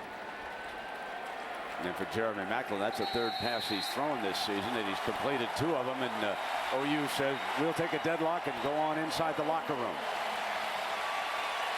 But working against the clock at the end of the first half, Chase Daniel, a Heisman Trophy candidate, gives the Tigers a shot. And let's go down to Lisa with Coach Pinkel. Well, Coach, with the exception of that last drive, you had difficulty getting into the end zone. What was the difference on that last drive? Well, we were in clock plan. Our clock plan, we changed the tempo up quite a bit. We threw some completions, made some plays, and fortunate enough to get that 2-point conversion. Now, about that 2-point conversion, the guys weren't necessarily with you on the decision to go for it until they saw the play. What made you decide to go for it with so much time left in this game? Well, our chart told us to go for 2 at this particular time, and we thought we had a good play on, so we went with it. All right, thanks a lot, Coach. Good luck the second half. All right, Lisa. Deadlocked at 14. Goodwin in San Antonio. Now let's send it to New York. John Saunders, Craig James, and a Flutie man for the Capital One halftime report. Take it away, John. We welcome you back to the Dr. Pepper Big 12 Championship. Missouri and Oklahoma knotted up at 14. Mizzou, the #1 team in the nation, trying to get to the BCS championship game. And Herbie, what a big drive at the end of the half. Oh, an amazing drive. If you think about Oklahoma started to take control of this game on both sides of the ball. They're up 14-6, about 3 minutes, 41 seconds to go. Chase Daniel leads the Tigers down the field, 10 plays, touchdown. They decide to go for 2. You and I thought it was a great decision. They get the 2-point conversion, and all of a sudden they hit the halftime locker room, and they have the momentum and a tie game. The Sooners get the ball to start the second half. It'll be very interesting to see how the momentum is affected throughout this second half. And red zone again, I'm going to keep saying it. Who's going to get the touchdowns? And Chase Daniel showing a lot of moxie tonight for the Tigers. If you weren't with us earlier, again, the only high school game that Chase lost at Carroll High School up at South Lake outside of Dallas was down here as a junior.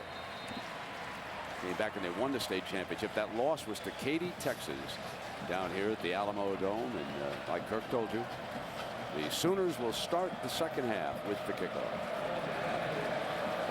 Jeff Wolford with the ball on the tee.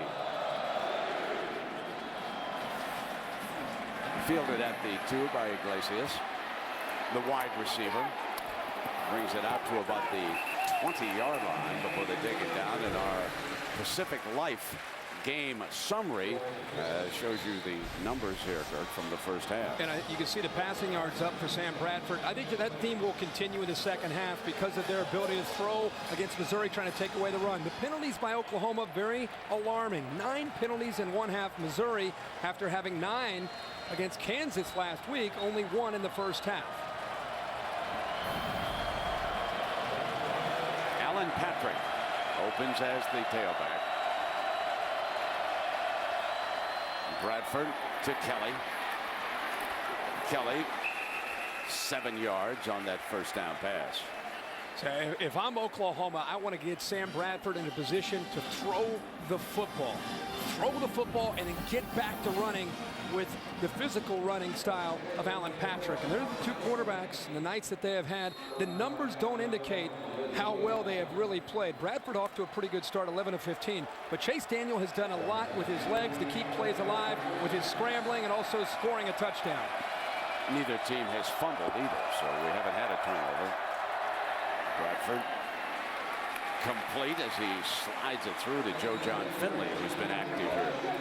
So if I'm Kevin Wilson, the offensive coordinator, went through 30 minutes of football, had a chance to have my whole offensive staff study Missouri and what they tried to do. There's Kevin Wilson. What I saw is a Missouri defense that's being aggressive and tenacious and loading up to stop the running game. I will continue to throw with Sam Bradford until they decide to back off, and then I'll start to run. On first down, deep down the near side, Kelly, and he overthrew him, so it'll be second down and 10. Bridges locked on to Kelly about halfway down the field. I think he might have gotten away with a little contact there. And the only way he could prevent Kelly from going right by him was to get a little bit physical. I think the football was in the air. Missouri and Bridges caught a break there. Gresham and Eldridge both on the field. Page back in the tight end look for the Sooners. Cheney, one of the wide outs now. 2nd down and 10. Came back with Patrick. And this will bring up a 3rd down here for the Sooners.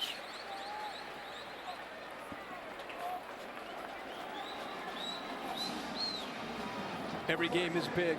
Start the game with your drive, your opening drive, and then to get into the second half, especially after you make your adjustments to try to come out and see what you can do with that first drive. And with the score being 14-14, every possession matters. Every opportunity matters.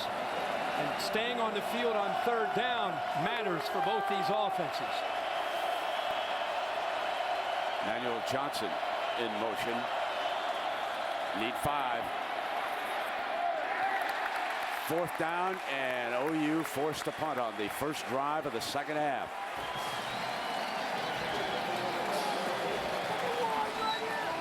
That time Bradford looked off to his left and thought he had a man that he wanted to throw to, but just great coverage by Missouri. And by the time he came back to Kelly, Bridges was all over Malcolm Kelly, and Bradford had nowhere to go with the football.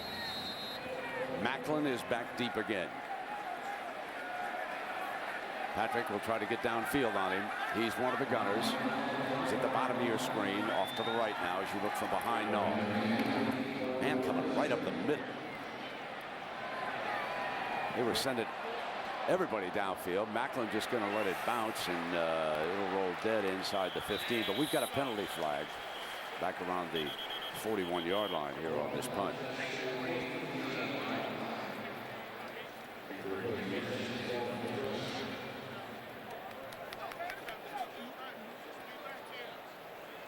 Yeah, they're indicating holding here on Missouri.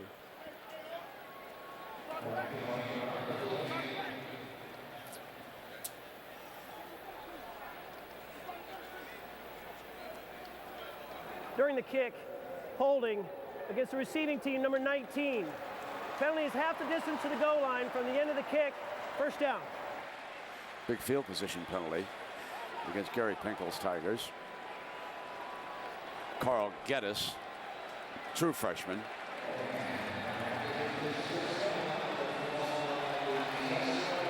Remember, Chase Daniel, one of the ways he has tried to come back and attack Oklahoma's athletic defense is not only throwing the football, but when he's had chances to move around in the pocket and also run up through the middle of that Sooner defense.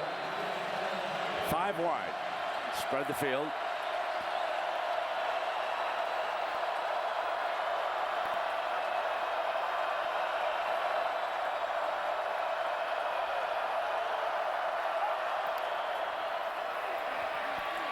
Rush 4 picked up, far side, and complete.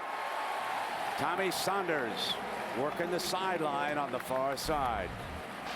Chase Daniel looks all the way from the left and comes clear over to the right side and throws an accurate throw to Saunders.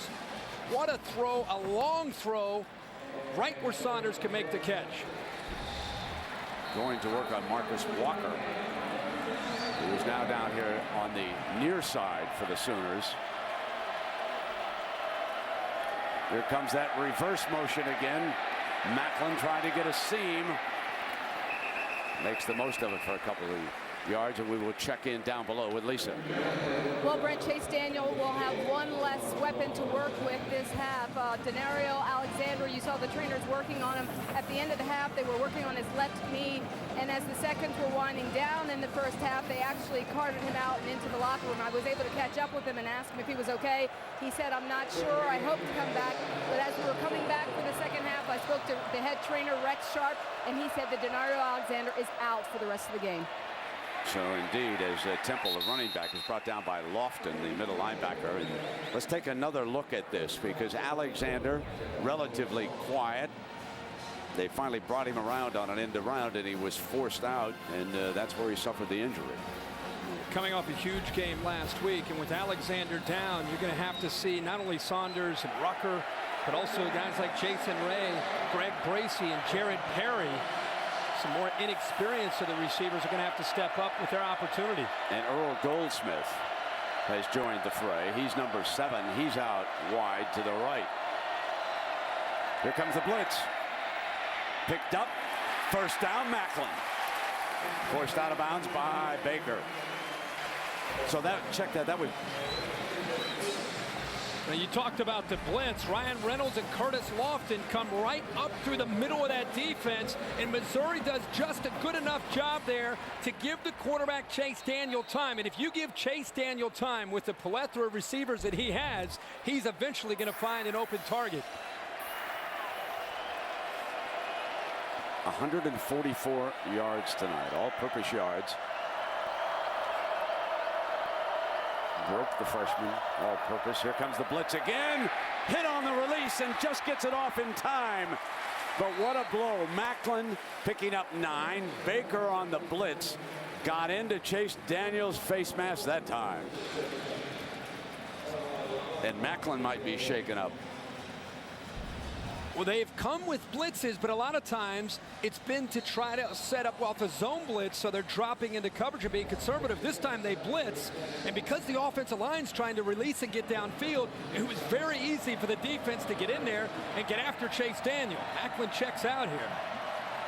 So Ray is now one of the wideouts.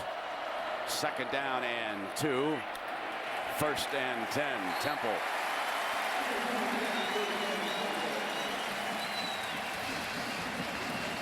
Just knowing that Tony Temple is back there, and I know Jimmy Jackson, and I know Derek Washington and Goldsmith, all these backs have ability, but there's something different about the senior Tony Temple when he's in there and the confidence that he exudes to the rest of his teammates, that his team believes in him. Rucker split off to the left side. Chase Daniel high to Franklin and incomplete. They almost caught him that time with the defensive end. Jeremy Beal lined up as a defensive end to rush the quarterback. But again, trying to confuse Chase. They dropped him back into the flat. Last time these two teams played, Oklahoma did that, and they turned it into interception opportunities. Macklin back on the field. 2nd down and 10. And the handoff on the end around. Breaks free. Macklin on the near side is out of bounds at the 25-yard line. 17 more yards for Macklin. This is how Missouri's offense tries to keep defenses that are overly aggressive honest. The linebackers have been blitzing a lot up the middle, so they'll challenge that speed up the middle with their own speed to the outside. And by getting wide, he outflanked Oklahoma's defense, and when he hits a seam, Jeremy Macklin picks up huge yards. Play fake, move the pocket to the right, in trouble, and sacked brilliantly by Jeremy Beal. What a fine tackle that was by 4-4.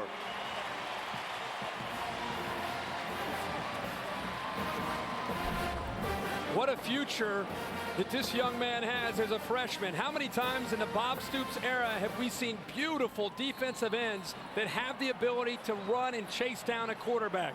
This time Beal has the angle, and he does not let Chase Daniel get to the outside of him. First sack by either team tonight. Loss at 10. Derek Washington. And timeout has been called, I believe. Hang on here a second. Did they get it? The penalty flag is thrown. Substitution against the offense. 12 men in formation. The 5-yard penalty. Still 2nd down. Pinkel is upset about it. Last week he had an illegal substitution, and he agreed after looking at the tape that they were wrong, that they didn't get a man inside the letters. So after the penalty, the ball back on the 40-yard line, they have to get to the 15 for a 1st and 10. This is 2nd and 25.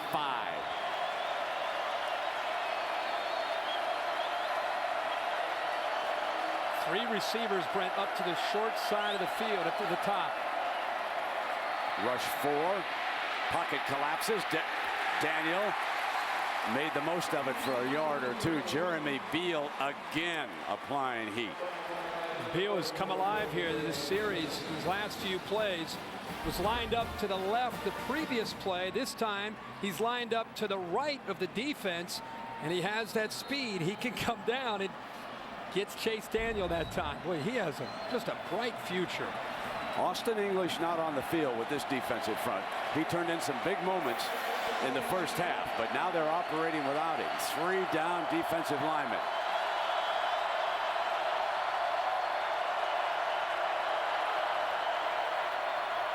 Rushing 5, couldn't pick him up. Here comes Lofton after him and tripped him up.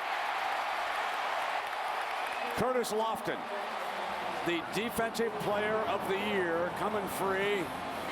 A little cheap talk between the defensive and the offensive players of the year in the Big 12. Give Brent Venables a lot of credit because he continues to bring the blitz. This time it's the linebacker, Lofton. He doesn't buy the play action. And look at the speed and acceleration from the linebacker at 240 pounds to bring down Chase Daniel. Brent Venables just keeps coming after this Tiger offense.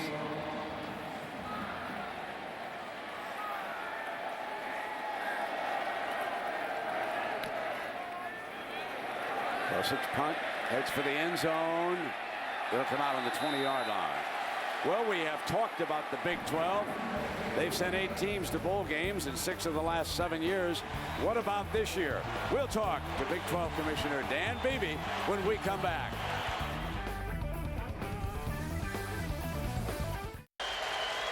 This telecast available on ABC HD, presented by DLP HTDV. So the Sooners take over on their own 20-yard line, and we welcome Dan Beebe in his first year as commissioner of the Big 12. I like a commissioner with a sense of humor. He came in and said, "I'm sorry, I can't give you guys a good game." Well, I know it's tough. I'm trying to manage it, but we'll see how it goes the rest of the time. They keep it with Brown on the field. You know, Dan, I have mentioned the possibility in the first half, and the folks down in Arizona have talked about it, that if Oklahoma wins this game, they go automatically to the Fiesta. Now, they're thinking that maybe they bring Kansas in, which is 2 Big 12 teams. There's nothing against the rules. They didn't play doing it. What would the conference think about that? Well, I think it'd be spectacular to have a Big 12 event there in the desert. And of course, we play before that in the Insight Bowl as well. Well, of course, we don't want to count out the Missouri Tigers, folks, because if they win, Kirk and Dan, they've got bigger game. And what do we make, Kirk, of the fact that with time running out, West Virginia's still behind Pittsburgh? Well, if that game holds up, which is put that one right up there. On the offense, number 79, the 5-yard penalty, still second down. Put that one right up there with one of the biggest shockers of the year, and we've had a lot of them. If West Virginia ends up losing to Pitt, and right now they're down 13-7, it makes it interesting to see the final of this game between Oklahoma and Missouri, because if Oklahoma wins and West Virginia loses, then it's a scramble to find 2 teams to play in the national championship. Oh, somebody will step up, folks. Oh, yeah. Second down and 15. Hard run by Brown, and finally they swarm him under. Commissioner, for the Missouri contingent out there, I've heard from a lot of their fans that say, you know, if we win, we're in the national championship. If we lose, we might not even be in the BCS. What do you say to their fans and to the system if Missouri is somehow left out of the BCS after the year they've had if they lose tonight? Well, that's a tough issue, and you know, of course, with Kansas, the team they just got beat, or they beat last week, going in, perhaps. I'm sure that's hard, but this is what it's all about. It's about competition. I got the sense these guys wanted to play this game no matter what, no matter what's at risk. Well, here is a 3rd and 6 now for the Sooners. Pockets clean. Got an open receiver, and he's got it. Manuel Johnson's first reception of the night, and a penalty flag.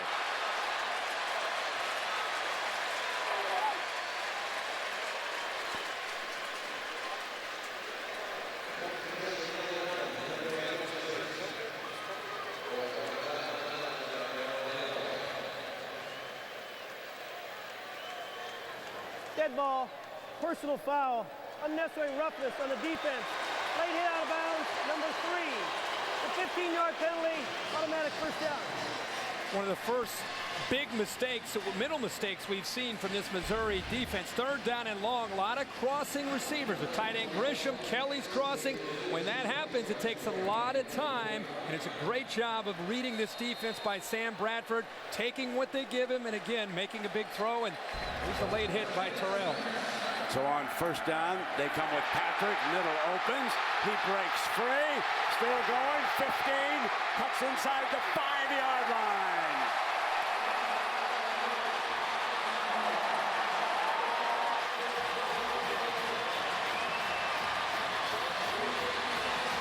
What a job by the left side of the offensive line from Oklahoma. The first time they've really asserted themselves. Watch the kick out down here, and then the backside guard comes around. Brandon Braxton, what a job, what movement, and look how they open it up. And how about Alan Patrick and the quickness and acceleration that he has when he gets into the secondary. Moore saved the touchdown, but a 40-yard run makes it 1st and goal. Brown pounds to the 3-yard line. Dan, as we watch OU threaten here, how many teams will the Big 12 send to bowls this year? We'll have 8 teams in bowl games this year. That's amazing, again, that this conference produces so many teams that are bowl eligible. Well, and you said there may be a question about who's in number 1 if these happen, but I will volunteer one of our teams to play in the national championship game. Not a problem, right? Yeah. Right, yeah, there's no problem with that. I can get one of them to play in it. Hey, Dan, thanks so much for visiting with us, okay? Well, I'm honored to be here, and I really appreciate all that you guys do for college sports. You've done a great job. Appreciate it. 2nd down and goal now for the Sooners. And Brown is stopped again by that tough Missouri D. That was Van Alexander. You see Bobby Stoops pointing to the look. He's kind of looking at his back. Brown saying, "Bounce that to the outside, bounce it to the outside," and you have a touchdown. We saw Oklahoma's defense tighten up in the red zone twice, forcing Missouri to kick field goals. Now it's Missouri's opportunity here to try to stop the Sooners. It's a big 3rd down for both teams. You see that Alan Patrick is checked back in the game. Pleasant offset would be the lead blocker.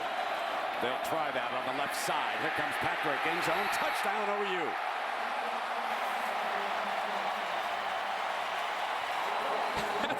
You see him say to Chris Brown, that's what we're talking about.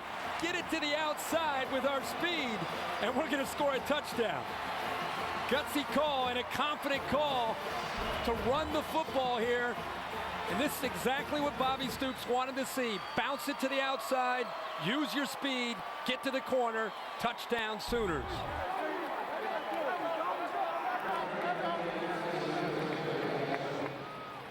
Chase Daniel get the ball back after the kick. Trailing by 7 as Hartley tacks on the extra point. The number 1 team in the nation, Missouri, trails favored Oklahoma by a touchdown in San Antonio.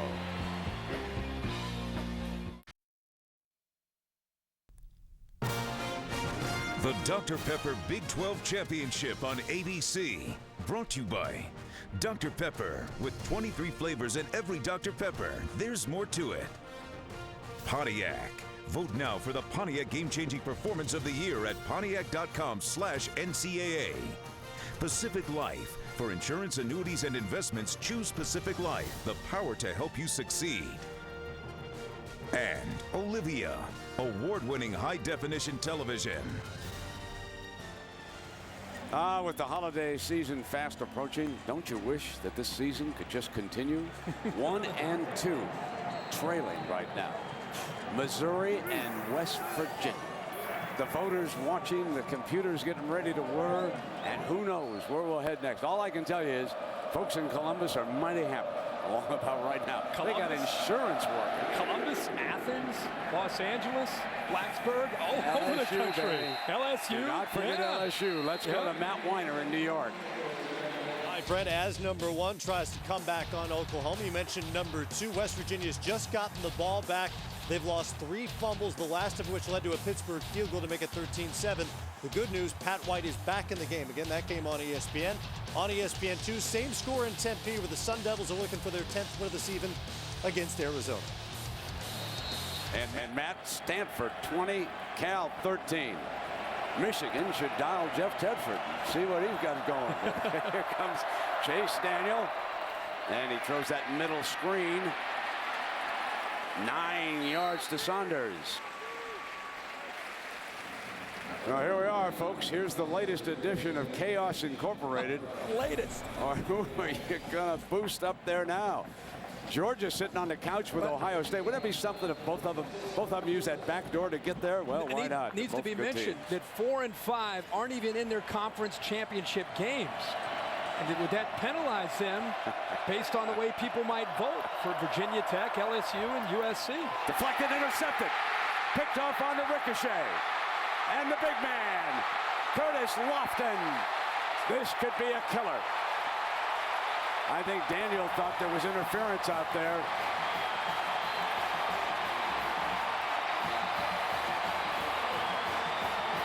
And remember, it was Curtis Lofton in the first game against Missouri who had a big play, a 12-yard fumble recovery for a touchdown. This time, it's off a tip pass by Martin Rucker, and he almost takes it to the house again. This guy always seems to be around the football, making big plays.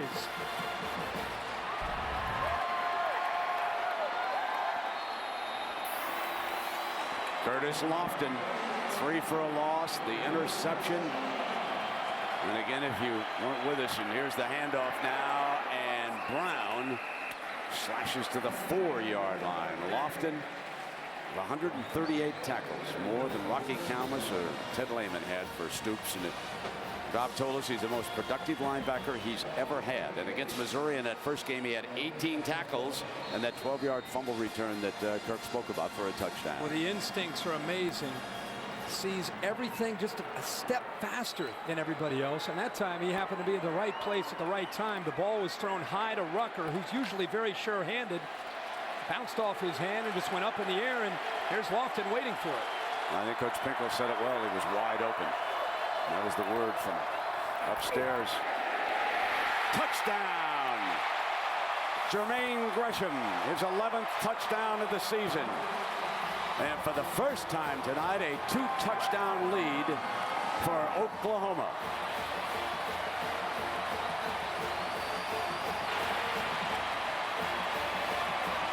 Connell Davis, number 2, gets lost here. I think Missouri's expecting the run. Look at the linebackers stepping up into the line of scrimmage, and Grisham's able to easily get to the back corner where there are no Missouri defenders. They have to take Brown out, and it opened up the play action. Nice call by the Sooners. Hartley tacks on the extra point. Folks, Missouri has not beaten Oklahoma since 1998. Gary Pinkel has never beaten Bob Stoops. Now, right now, OU has the #1 team in the nation in trouble again.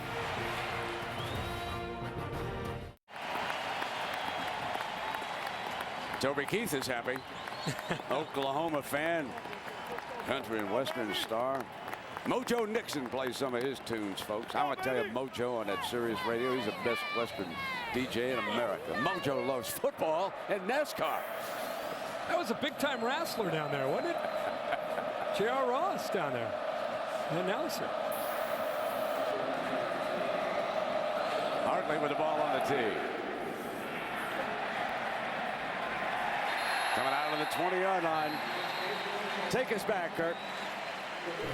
Curtis Lofton's been all over the field throughout the entire season for the Sooners, but we want to go back to this last time these two teams played earlier this year in Norman. That was a turning point in the football game. I know the ball was dropped, but presence of mind to pick it up and score a touchdown. And then tonight, always in the middle of the action. The ball is tipped on a wide open Martin Rucker.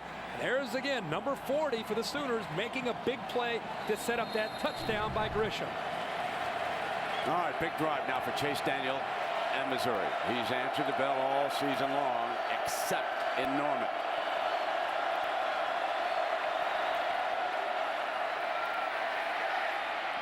Middle. Got Rucker this time, hanging on for a 1st and 10. Let's check it down below with Lisa. And Brent, remember when we spoke to Curtis Lofton earlier this week, he was a die-hard Cowboys fan. Oklahoma State all the way when he was in high school. Thought he would end up playing for Oklahoma State, but he was in the lunchroom one day in high school in the cafeteria. Coach came down and said, Oklahoma State's on the phone. They want to offer you a scholarship. He got to his coach's office. No one was on the line. He tried to call back twice. He couldn't reach him. Within an hour, Oklahoma had called, and he said, you know what? I should probably wait and make make a decision. Ultimately, he decided on Oklahoma. Yeah, and he had a couple of relatives who were Boomer Sooner fans, and the Sooners are forever thankful, and there's a flag. You saw the little push in there out of bounds. That's the biggest negative of the night for the Sooners, but they've been able to overcome double-digit penalties Dead here. ball, personal foul, late hit on the defense, number 16. 15-yard penalty from the end of the run, automatic first down. Baker. It wasn't necessarily a malicious hit. It was just the timing of the hit by Baker. Lewis Baker needs to know better than to just a little shove here on Temple. The fact he was 4 yards out of bounds, right. That nothing to do with it. Doesn't right, have to do with how physical it is. That's driving. I got to look crazy. up malicious in the rule book there. First down and 10, folks. West Virginia in trouble. Missouri in trouble. Daniel goes far side, complete. 12 yards and a first down. Saunders. Look, I thought he might throw to Jared Perry underneath, who was wide open on a kind of a drag route, but he decides to come all the way back to the right. We've seen him do this a few times tonight. It gives you an idea of the arm strength that Chase Daniel has. Do not be fooled by the lack of size as far as the height of this quarterback. He has plenty of arm strength to make every throw on this field. First and 10, hands it off to the speedster. Macklin got 9 that time. Holmes making the stop on Jeremy. For those of you not familiar with Missouri and the way they score fast. I know it's a challenge against this Sooner defense, but a characteristic that we've seen from Chase Daniel and this hurry-up offense is that when they get down or when they have the lead, they know one gear. It's called fastball. Up to the line and call the plays and get the ball down the field. Set the screen with Rucker. Rucker running wide inside the 10, down at the 6-yard line almost. And it'll be first and goal. That's where Harris got him out of bounds. Last two on this possession, we've seen Rucker get his hands on the ball, design screen. He cuts it back to the outside. And I'll tell you what, Martin Rucker, for a guy as big as he is, he's got some acceleration. He is really a receiver that they flex out, even though he's listed as a tight end. How impressive is this drive by Daniel and Missouri? Didn't hang his helmet, did he? Jumped right back into the fray, trailing by 2 touchdowns. Inside handoff now, and the Sooners are ready for that play. Stop made at the 9-yard line by Coleman on Temple. It's tough sledding to run the football down inside. You get inside the 10-yard line against Oklahoma, and the creases in that defense are very narrow, and they're closing fast. It's the red zone that we've talked about the entire game. They've had opportunities and settled for field goals. They have to score touchdowns.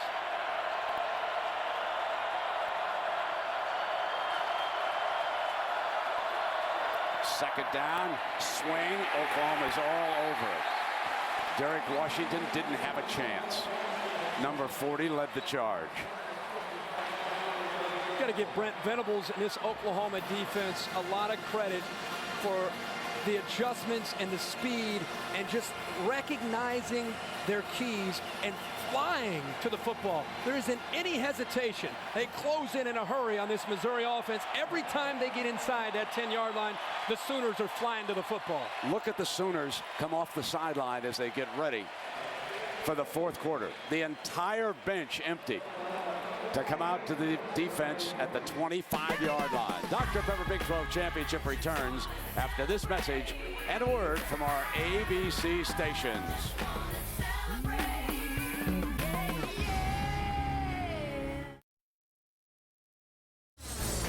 Matt Weiner in New York with this Verizon Wireless update. It's official. West Virginia has played its way out of the BCS National Championship game. Dislocated thumb for Pat White. Couldn't handle the snap on 3rd down, 4th down, last chance. Overthrown, and that's it. They took a safety, ran out the clock. Pittsburgh has beaten the Mountaineers 13-9. Supercalifragilisticexpialidocious. That's the only way you can describe this season. This is unbelievable. You know what? I got to give a tip of the cap to you. You said before that game started, whenever everybody says it's a given, look out for the other direction. You called that, my friend. I've been on the other Good side. call. Once. Incomplete. You know, I lived through Villanova, Georgetown. I lived through North Carolina State. I've seen it. I've seen it in the NFL. It's amazing, Kirk. Third down, they come up with an incompletion. You and I were talking at the break. Is it 4-down territory yet? As fast as this offense can get up and down the field, I think right now he's got a kicker that he has confidence in. He's never missed a kick in conference play. Don't mean to jinx you, Jeff, but I think he's going to try to take the 3 points as opposed to going for the touchdown here. He ran one fake last week. This will be a 32-yarder, but I agree with you, Kirk, as to what's about to happen here. He slides it through. Still plenty of time here in the fourth quarter. So here we are, folks. What do you make of this?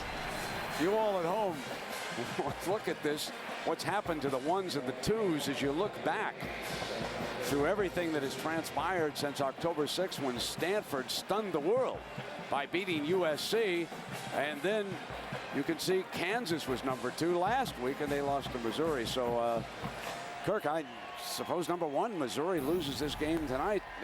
Who finds a way? Certainly, I think Ohio State will be one of the teams, right? Yeah, if you're real quiet, I think you can hear a celebration right now in Columbus, Ohio. Ohio State would be the team right now with Pitt beating West Virginia to be in. If this game holds on, right, the BCS is going to implode. Oh, I love chaos. This is their worst nightmare in the history of the 10 years. This is as bad as it's ever gotten. Who are you going to put in there? Well, but you know, bad is in the eye of the beholder. Right. When I say bad, I mean chaotic. I mean, this is. Let the voters and the computers sort this all out tonight. And, no problem. You know, Georgia's got a shot. LSU's going to say, wait a minute, folks.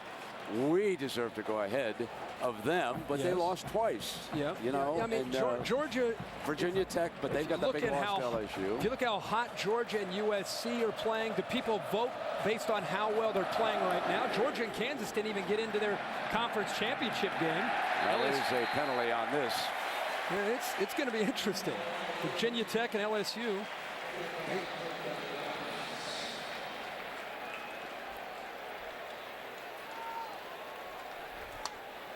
If you're LSU, you're sitting there saying, throw us back in there. Free kick out of bounds against the kicking team. Oklahoma elects their option to take the ball at the 35-yard line. First down. Well, you can take a look at them, folks. Kansas is #5, right behind Georgia at 11-1. Virginia Tech won the ACC today. LSU, and remember, they beat Virginia Tech pretty handily down in Baton Rouge. So they got and USC coming on strong. Yeah, and, the hottest team. They're the Sooners. I mean,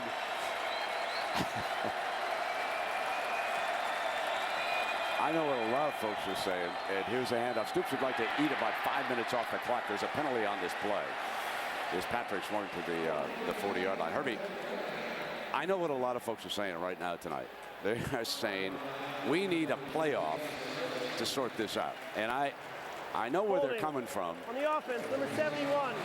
The 10-yard penalty from the previous spot. Still second down. But the truth of the matter is we're not going there.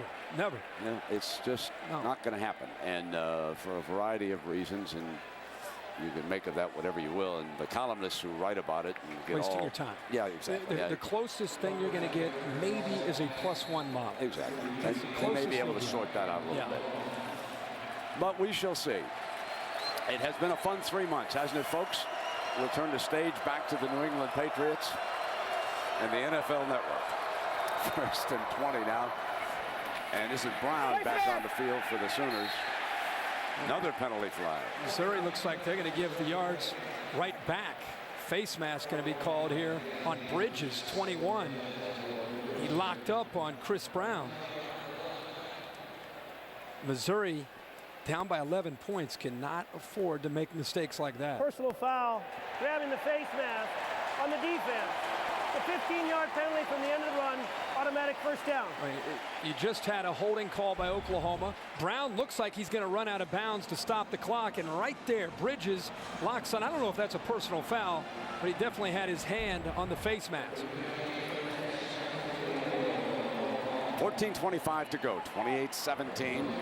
Gary Pinkel's Tigers trailing it by 11. Gary Pinkel and his defensive coordinator, Matt Eberflus, have to load up the line of scrimmage. You got to beg Oklahoma to throw the football because they're going to try to take as much clock off as they possibly can.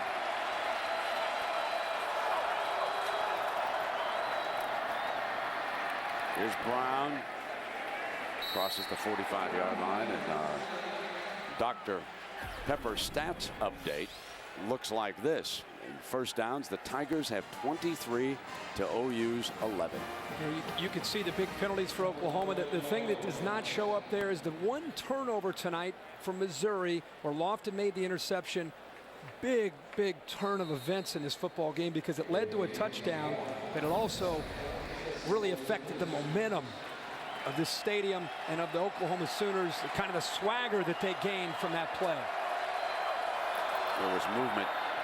There's a penalty called, and this looks like it's going to be a free play. It looks like the defense was in the neutral zone as Iglesias is thrown out of bounds now.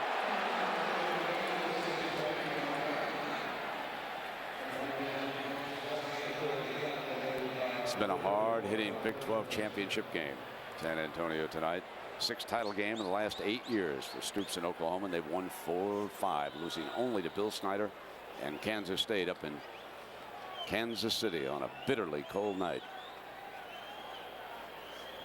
Offsides on the defense. That penalty's declined.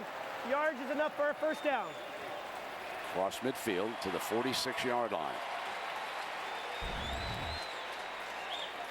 The Sooners wanted a penalty here on Christopher 34. Just a little bump there. Fans reacting here in the stadium to the replay. Missouri, who's relied on their offense all season, now has to have a big play from their defense. Bradford has plenty of time, goes deep, got a man wide open to the 15-yard line. Jermaine Gresham.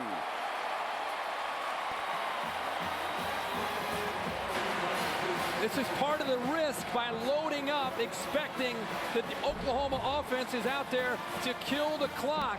It's not real fancy, but it allows the quarterback to have time off of play action. Look how the Missouri defense reacts to that, and they're out of position because they're expecting the Sooners to run the football. A good call and the right time to make the call that time by Kevin Wilson. Got Missouri out of position and threw right over top of them for the big gain. 29 yards.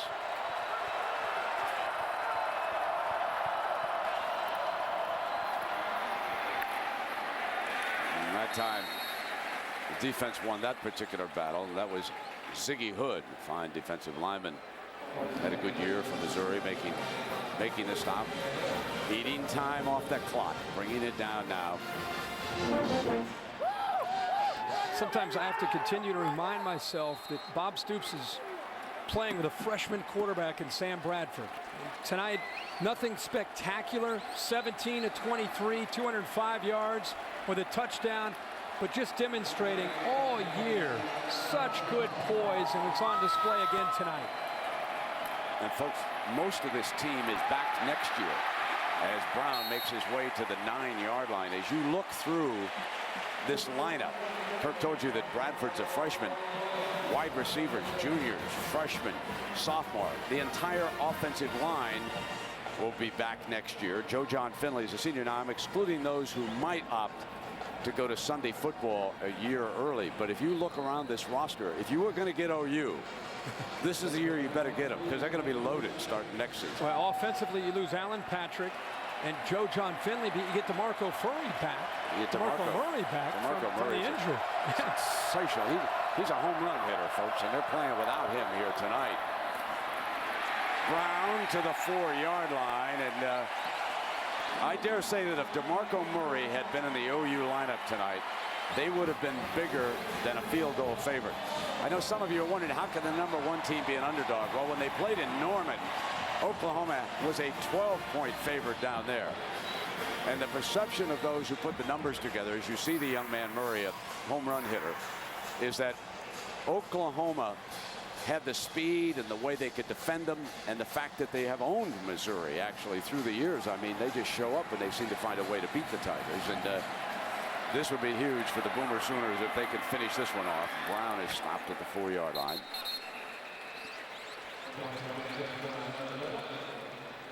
These last few plays, just like they've done earlier, just basically challenging Missouri up front.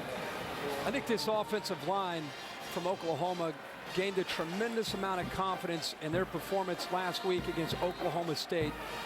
They were challenged. Their manhood got challenged a bit by this coaching staff, and they showed up and put together a great game and dominated Oklahoma State up front. I think they came into this game with that swagger back that I think they lost against Texas Tech. Patrick back on the field.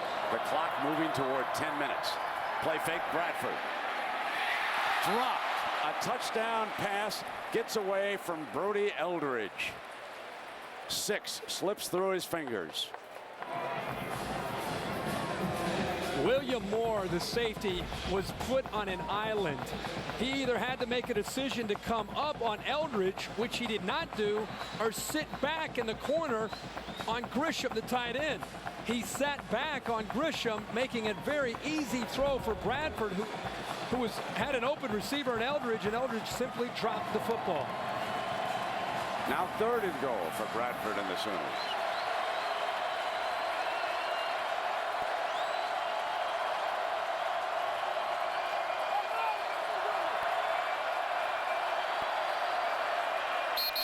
Timeout called by OU.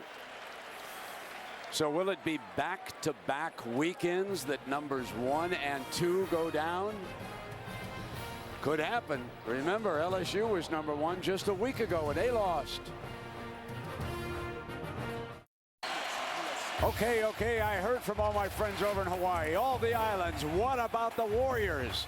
Aren't we the only unbeaten left? Get on ESPN2 tonight, 11:30 p.m. Eastern. Can they handle the Huskies and march it? Don't they have an argument?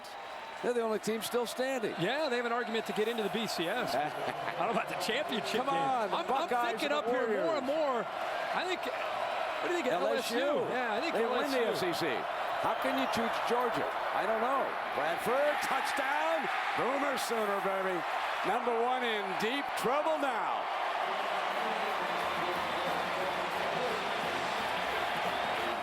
Finley.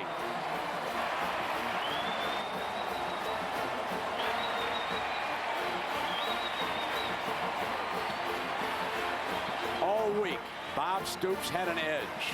He said they're talking up there in the Midwest like this was a fluke down here in Norman. He talked about it to all the writers. He talked about it to the broadcasters. I'm sure he talked about it to the team. He said, let's prove that we were indeed a better football team. And as of right now, folks, you can't argue, Kirk. How fitting for Joe John Finley. 2 touchdowns last week and another big one tonight. 3 touchdowns. The last 3 Oklahoma possessions. Hello, Fiesta Bowl. The Dr. Pepper Big 12 Championship on ABC. Brought to you by Dr. Pepper. With 23 flavors in every Dr. Pepper, there's more to it. Dodge. Live life to the fullest. Dodge. Grab life. And DLP HD TV. DLP is the official ESPN on ABC HD telecast sponsor of college football. Missouri must feel like they're inside that building right now. Macklin's back deep. They need to strike and strike quickly. The last 2 Oklahoma kickoffs, by the way, have been touchbacks, and Hartley getting stronger and stronger, and reality probably starting to set in here for the number 1 ranked team in the country. In case you're wondering, the number 1 team since the BCS was instituted has been an underdog on 2 previous occasions. This will come out on the 20. One of them was a championship game in the Sugar Bowl. Florida State lost as number 1 to the Gators. Let's go to New York and Matt. All right, Brett, this Sports Center Minute powered by Vizio. West Virginia playing much of the game without Pat White, who had a dislocated thumb, made mistakes and lost to Pittsburgh to take themselves out of the national title hunt. They did earn themselves an automatic BCS bid by winning the Big East. And LSU played themselves into a BCS game, maybe even more with their win in the SEC championship over Tennessee. Coach Les Miles and his Tiger bosses both insist he will return next season. And Matt, congratulations to Dave Wanstead. Dropped. It'll be was actually behind him, so it'll be 2nd down and 10. Hey, let's bring in Chris Spielman down below, and I want to go back on the Warriors, Hawaii, because Chris, you were over there with Sean McDonough. You guys were covering the Warriors. You've seen them up close. What kind of a football team are they? How good is this Hawaii team? Well, I think they're as good as they advertise. Cole Brennan is not a throw that he can't make, Brett, and their receivers are on the same page. No receivers do a better job of reading coverage than the Hawaii Warrior receivers. Incomplete. It'll be 3rd down and 10. Spiels, I want to ask you, if this score holds up, West Virginia's already lost. Who do you think the 2 teams in the BCS championship should be? Well, if you go by the numbers, obviously Georgia should jump up there. But when you look at LSU and what they did today, a lot of people will be clamoring for that because they're the SEC champions. Georgia didn't even win the championship of the conference. How do you justify them going to the BCS national title game? Certainly a valid argument. Yeah, and 2 triple overtime losses. That's not bad. Kirk, what about you? Who would you vote for? Obviously, Ohio State is in there. I think Georgia and USC, the 2 of the hottest teams in the country, but I agree. Georgia not getting to an SEC championship game, I would give LSU the edge. I would have Ohio State and LSU matching up in New Orleans. Daniel looking for an open man in trouble. Eludes the defensive tackle and steps out of bounds and throws it away. How about you, Mr. Musburger? Who would you put in there? All right, Karnak. Come on, Hawaii. Who are you going to put in there? The Buckeyes and, you know, Hawaii. They're the only unbeaten team left. On record. They answered it. Let them go play the Buckeyes. Yeah, they deserve it. The heck with it. Let them go play, man. Heading to the islands soon? I am, as a matter of fact. I am going over to see some of my buddies over there with the family before I join up with you out west. But, you know, all those teams really have a good argument. I guess I really have to lean, if not to the unbeaten LSU, because both those losses now in triple overtime. Took 6 overtimes for LSU to lose 2 games. You stack that up. I think voters should forget about last week's ballot and just look at who you think is most deserving right now based on their accomplishments throughout the year. You know, Lisa, she told me she wants Penn State in the Alamo Bowl. She's the only one who got her wish. Her alma mater is coming here to play, and perhaps against Texas A&M. We're going to have to wait until it all shakes out. If the Big 12, as expected, gets 2 teams in, and Oklahoma closing in, and the other one figures to be Kansas right now. And down at the 39-yard line is Smith. So we will take a break. We will continue our conversation here as the favored Oklahoma Sooners lead the #1 team in the nation, the Missouri Tigers. You're watching ESPN on ABC. I think what he said at the end, that cancer can take away his physical abilities, but it cannot touch his heart, it cannot touch his soul. And these 3 things will last forever. And I think that, to me, are the most powerful words of the whole speech. Somebody we all still miss. And join ESPN and the V Foundation in the fight against cancer. Call 1-800-JIMMY-V or log on to www.jimmyv.org.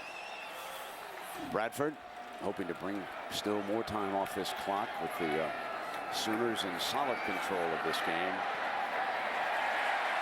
Brown, 9 more rushing yards. They're starting to pound away here on the ground. 125 now. Remember, they did not have many rush yards early in this game.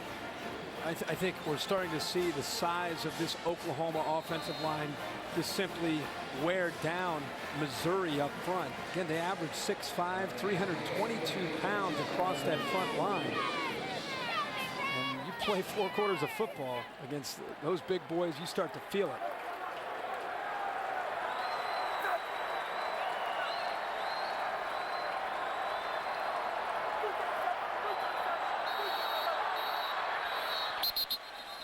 Got timeout. A few times Sam Bradford shows his youth there, not paying attention to the play clock. The timeout had to come from the sideline, from the OU coaches. Well, here's our Pacific Life game summary, Kirk. It's been an interesting game. The first half, it went back and forth, and it looked like Oklahoma was on their way to a rout early, up 14-6, but Chase Daniel fought the Tigers back into the game, scoring a touchdown before the half. They went for 2 and they tied the game, but Curtis Lofton, another huge play against Missouri. Interception, sets up another touchdown for Bob Stoops. And from that point on, the Sooners have dominated this football game. And of course, with a win here, they automatically qualify for the Fiesta Bowl. That is the bowl that the Big 12 automatically goes to if they're not elevated to the BCS championship game. And so many teams now join the argument tonight. And of course, the computers will start to whir, and the coaches, and the Harris poll, and it'll all sort itself out sometime tomorrow. I want to say something about this offensive line, Kirk, because you mentioned them, and I want to mention Brandon Braxton and Trent Williams, who played over at right tackle. One is from Youngstown, Ohio. Braxton. Williams is from Longview, Texas. Brandon Walker, a guard, is from Detroit, Michigan. John Cooper, the center, is from Fort Collins, Colorado. Duke Robinson is from Atlanta, Georgia. And the big fella over there, Lodehold, who comes in 6'8", 350, and he's from Colorado. Fountain, Colorado is where he's from. So you can see that Oklahoma recruits nationally. When you think about those states that I mentioned and the teams that they go up against to recruit these youngsters, it's a big time program, like like Texas, the team that they beat in that showdown down in Dallas earlier this year. And of course, just a few years ago, we were talking about the Longhorns winning the championship in that great game against USC. And amazing, you talk about the hot teams, and certainly Pete Carroll's got the Trojans rolling again. Yeah, and you would expect if they lose out on getting into the championship game, obviously they're going to go to the Rose Bowl. Right. And you start to try to put together these BCS games and project out who might go where, and you could start to pretty much align almost every game, assuming Hawaii. Hate to assume, but if Hawaii can beat Washington, you could, with the exception of the championship game. Well, you're teasing us now. All right. Talk me through. Take me through all of it. Let's for you and I. Yeah, because you and I think you said Hawaii. For my argument, I say LSU. Okay? Yeah, that's so fine. Ohio State, LSU in the For the national championship game. Okay. Then you would see an Orange Bowl with Virginia Tech and West Virginia down in Miami. Agreed. I think the Rose Bowl in Pasadena would probably be Georgia playing USC. Pretty good game. The Fiesta Bowl, I think, would be these Oklahoma Sooners taking on the Kansas Jayhawks. Right. All right, we have one more we got to work out. That's right. The Sugar Bowl.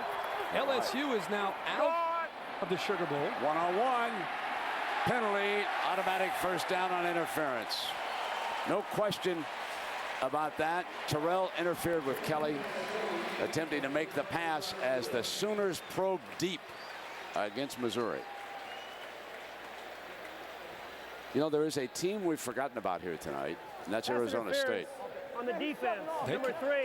The 15-yard penalty from the previous spot. Automatic Let's take first another down. look at this, Kirk, on this interview. I thought it was pretty obvious on the far side. Yeah, and it's again showing Kevin Wilson's aggressive nature. Close to 7 minutes remaining in this game, up by 18 points. Missouri has everybody up to stop the running game of Chris Brown. And I talked to the officials about pass interference before the game. They said if the defender's head is not turned back, he will get called almost every single time when it comes to interference down the field if he has not looked back for the football. The one inviolate rule of the BCS, no more than 2 teams from any conference will be going into the BCS Bowls. Therefore, some of you are saying, what about a team like the Gators? Well, if you take LSU and Georgia in, you got no shot to get the 3rd team in, which could in effect make Illinois eligible, along with Arizona State. If Arizona State wins and we're up on Arizona right now, they would have a very strong argument. The other thing to remember is if Ohio State ends at 1, the Rose Bowl would have the first selection. And if LSU, for argument's sake, ends up at 2, then the Sugar Bowl would have a chance to pull out because of losing their representative. So at the very worst, they could take LSU to come out and play USC. I mean, you talk about a hot bowl, USC against either Georgia or LSU. Yeah. Huh? I might show up and watch that one with you. The granddaddy. Certainly, bring him in. Georgia actually played in a Rose Bowl. I think it was back in the 40s. LSU thought they were going last year. And then things got juggled around. Just like, you know, it seems like, Kirk, doesn't it seem to you like every year on this final Saturday, something crazy happens? Every year. It's amazing. We were talking about 1998. Remember that when you were in this stadium? Right here. Yeah. Right? Kansas State, Texas A&M. Michael Bishop starts it off, fumbles. They get into overtime. R.C. Slocum pulls it out, throws the pass on the sideline. Stewart, was he the quarterback? Yeah, Brandon Stewart was the Parker. quarterback. Sir Parker. Yeah. Yeah, and St. Louis was the site of big games in the Big 12, and Texas. I tell you, we've had some huge upsets, and here tonight, this is not an upset, even though Missouri is ranked #1, and there they are. Texas over Nebraska, roll right, and Priest Holmes actually scored the winning touchdown that night. And there's the game we talked about, the Aggies over Kansas State, and then Kansas State with Sproles enjoying a huge night on a bitterly cold evening, defeating Oklahoma, and Oklahoma still wound up playing for the championship that year and lost to LSU down in the Sugar Bowl. So it's 3rd down and short now for the Sooners. Brown to the 9-yard line. So Bob Stoops just continues the tradition at Oklahoma. But before we continue to praise Caesar that much, let us not forget about the job that Gary Pinkel and his staff have done this year at Missouri, and all the great joy that this team has brought the long-suffering Tiger fans. And I know the one hump they can't get over is beat the Sooners. Since 1983, the Tigers have beaten Oklahoma only once, and they're not going to get it done here tonight, it doesn't appear, barring any miracle. And we're closing in on 5 minutes. But Gary Pinkel and his staff deserve congratulations. And should they not make a BCS, and again, Kansas with only one loss seems to be the apple of the Fiesta Bowl's eye. Should Missouri not make it, the Cotton Bowl would be a possible destination for them, and be a great bowl for this team. And I know how disappointed you are when you get this close, you know, to playing. It's so tough to get here. And I know that these kind of seasons sometimes come around once in a lifetime, not just the results in the field, but when you talk to these coaches about the chemistry during practice and in meeting rooms, how much joy they've had this year with this football team. It's a tough pill to swallow. There's a play fake. Bradford incomplete. Joe John Finley, who's been active tonight as a receiver. Touched on Gary Pinkel, and we've talked a lot tonight about the Sooners, how young they are, the job that Bob Stoops has done. Now remember, 5 of the last 8 years, the Sooners have won the Big 12 championship with 5 different quarterbacks. That just says a lot about the job that Bob Stoops and his staff and the continuity that they have been able to build up in Norman, Oklahoma.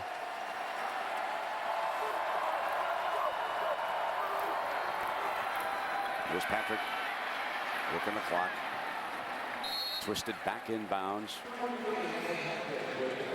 Howard making the stop for Missouri. So Kirk, I know you really look at this 24/7, my friend. Yeah. I'll be. What time are you on the air with your show on ESPN tomorrow? Well, tonight we're going to bang around for a few more hours. No. I want to know when the official announcement is tomorrow. Tomorrow we are on the air from 8 to 11. 8 to 11. Yeah. So if you have 3 hours to kill tomorrow night. So I said 5 o'clock in Vegas. I got every. We could put you up on the bird. You can join us. Give us some insight. Levi's and a button down and a feet up. We're going to watch the Bears and the Giants late tomorrow. Make sure I got to, watch you, check you guys out later over there and see who's going where. You talk about chaos. I mean, I can't remember anything like this. No, that's what I said. This is the worst it's been as far as. Or the best it's been, depending on your point of view. We've seen a team lose, but I can't recall it top 2 teams in the BCS standings losing like this. Although 98 it kind of had that feel. Remember 1998 UCLA knocked was off number 1. Miami, they had the Hurricane Kansas game. State. Miami beat them. Yeah, Edgerrin James had the big game. So that 98 was probably the closest thing that we've had, but not an entire season the way we've seen it this year. So here's Hartley for the field goal from the right hash. Tacks on a little frosting for OU. Bradford, what a freshman year he has had for the Sooners.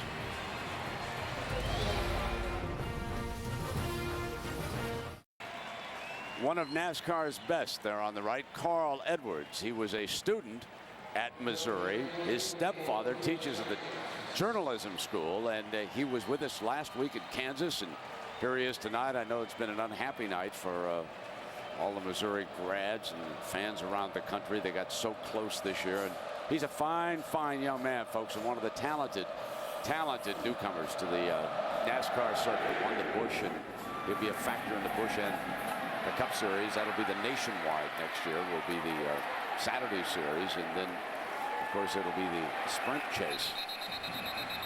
So now it is time for the Big 12 Conference Update presented by Dr. Pepper. So we've got 3 teams in the BCS top 10.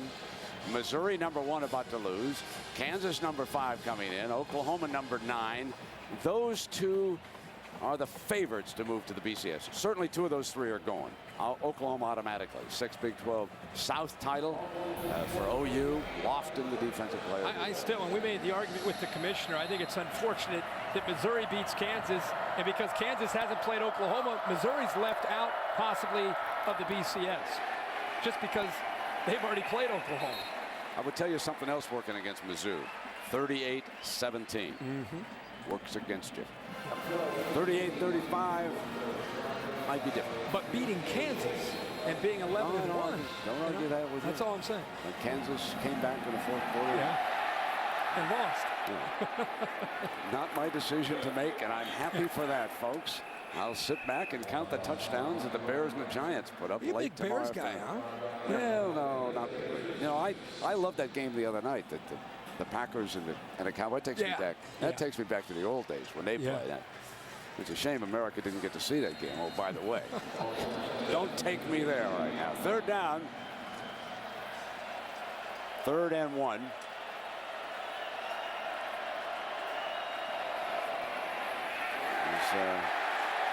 Boy, I'll tell you, you know what?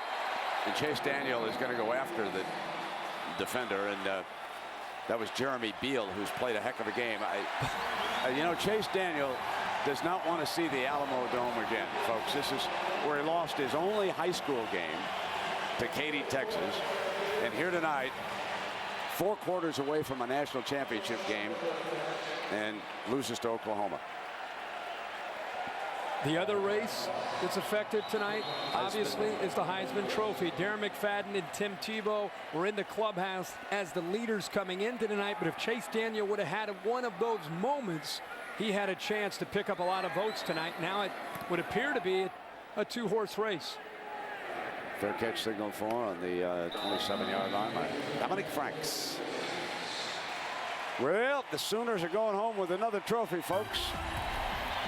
And then Monday night, speaking of those Patriots and the Ravens, and do not go to sleep on the Ravens in this one. The Eagles showed you that you can hang tough with this super team. Trust me on this one, okay? Yeah, when they show Ray up Lewis, flat, you show up flat, drinking you can milk hang with this them. weekend. He's getting so ready for those rascals. Patriots. Patriots. How are you, chalk player? You told me that West Virginia could lose. You got that one. You started the day out by telling me this morning Les Miles was going to Michigan. For crying out loud. 1st down and 10. Hurry, my man. I'm just telling you, the Patriots they're not only going to win tonight, they're going to run the table. Only team that can beat them is the Giants at the end of the year, and that's if they rest all their stars. Get ready for the postseason. Killing me. You guys find the NFL easier than I do. I'll tell you that.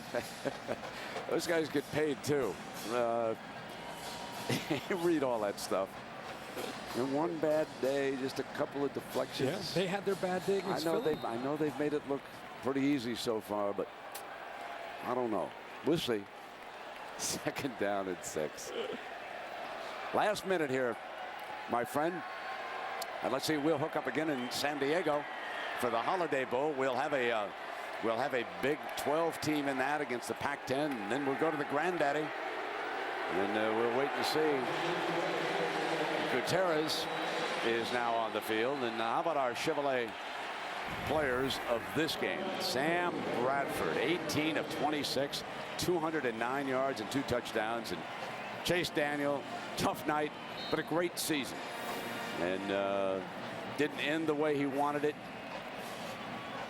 But they took such a huge step forward with their first Big 12 North title, and certainly they'll be back in contention for that championship next week. Well, put your seatbelt on, because it's about to get interesting. We know Ohio State's in.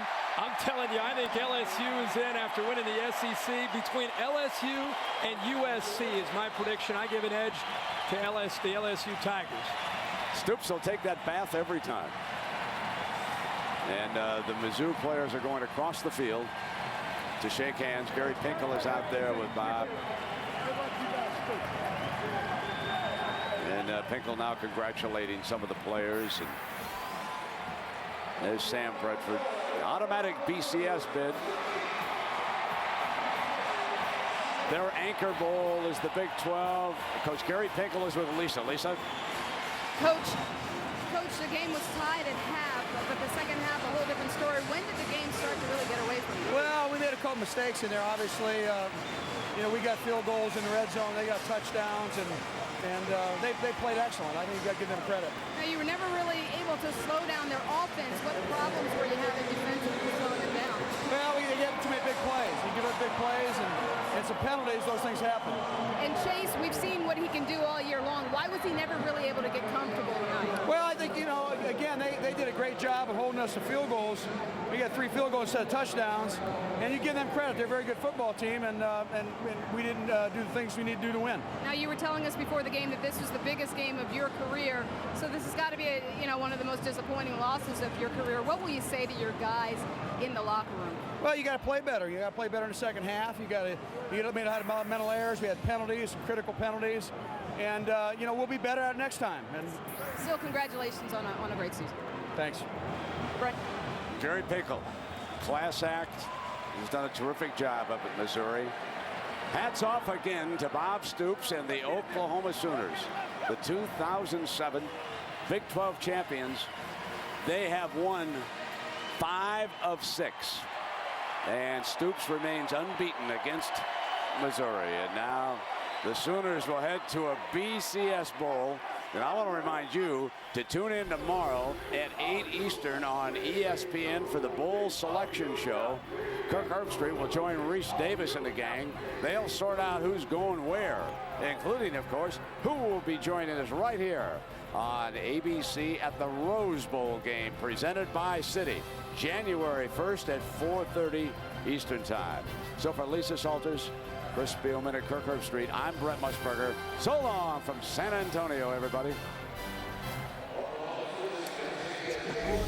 This has been a special presentation of ESPN on ABC.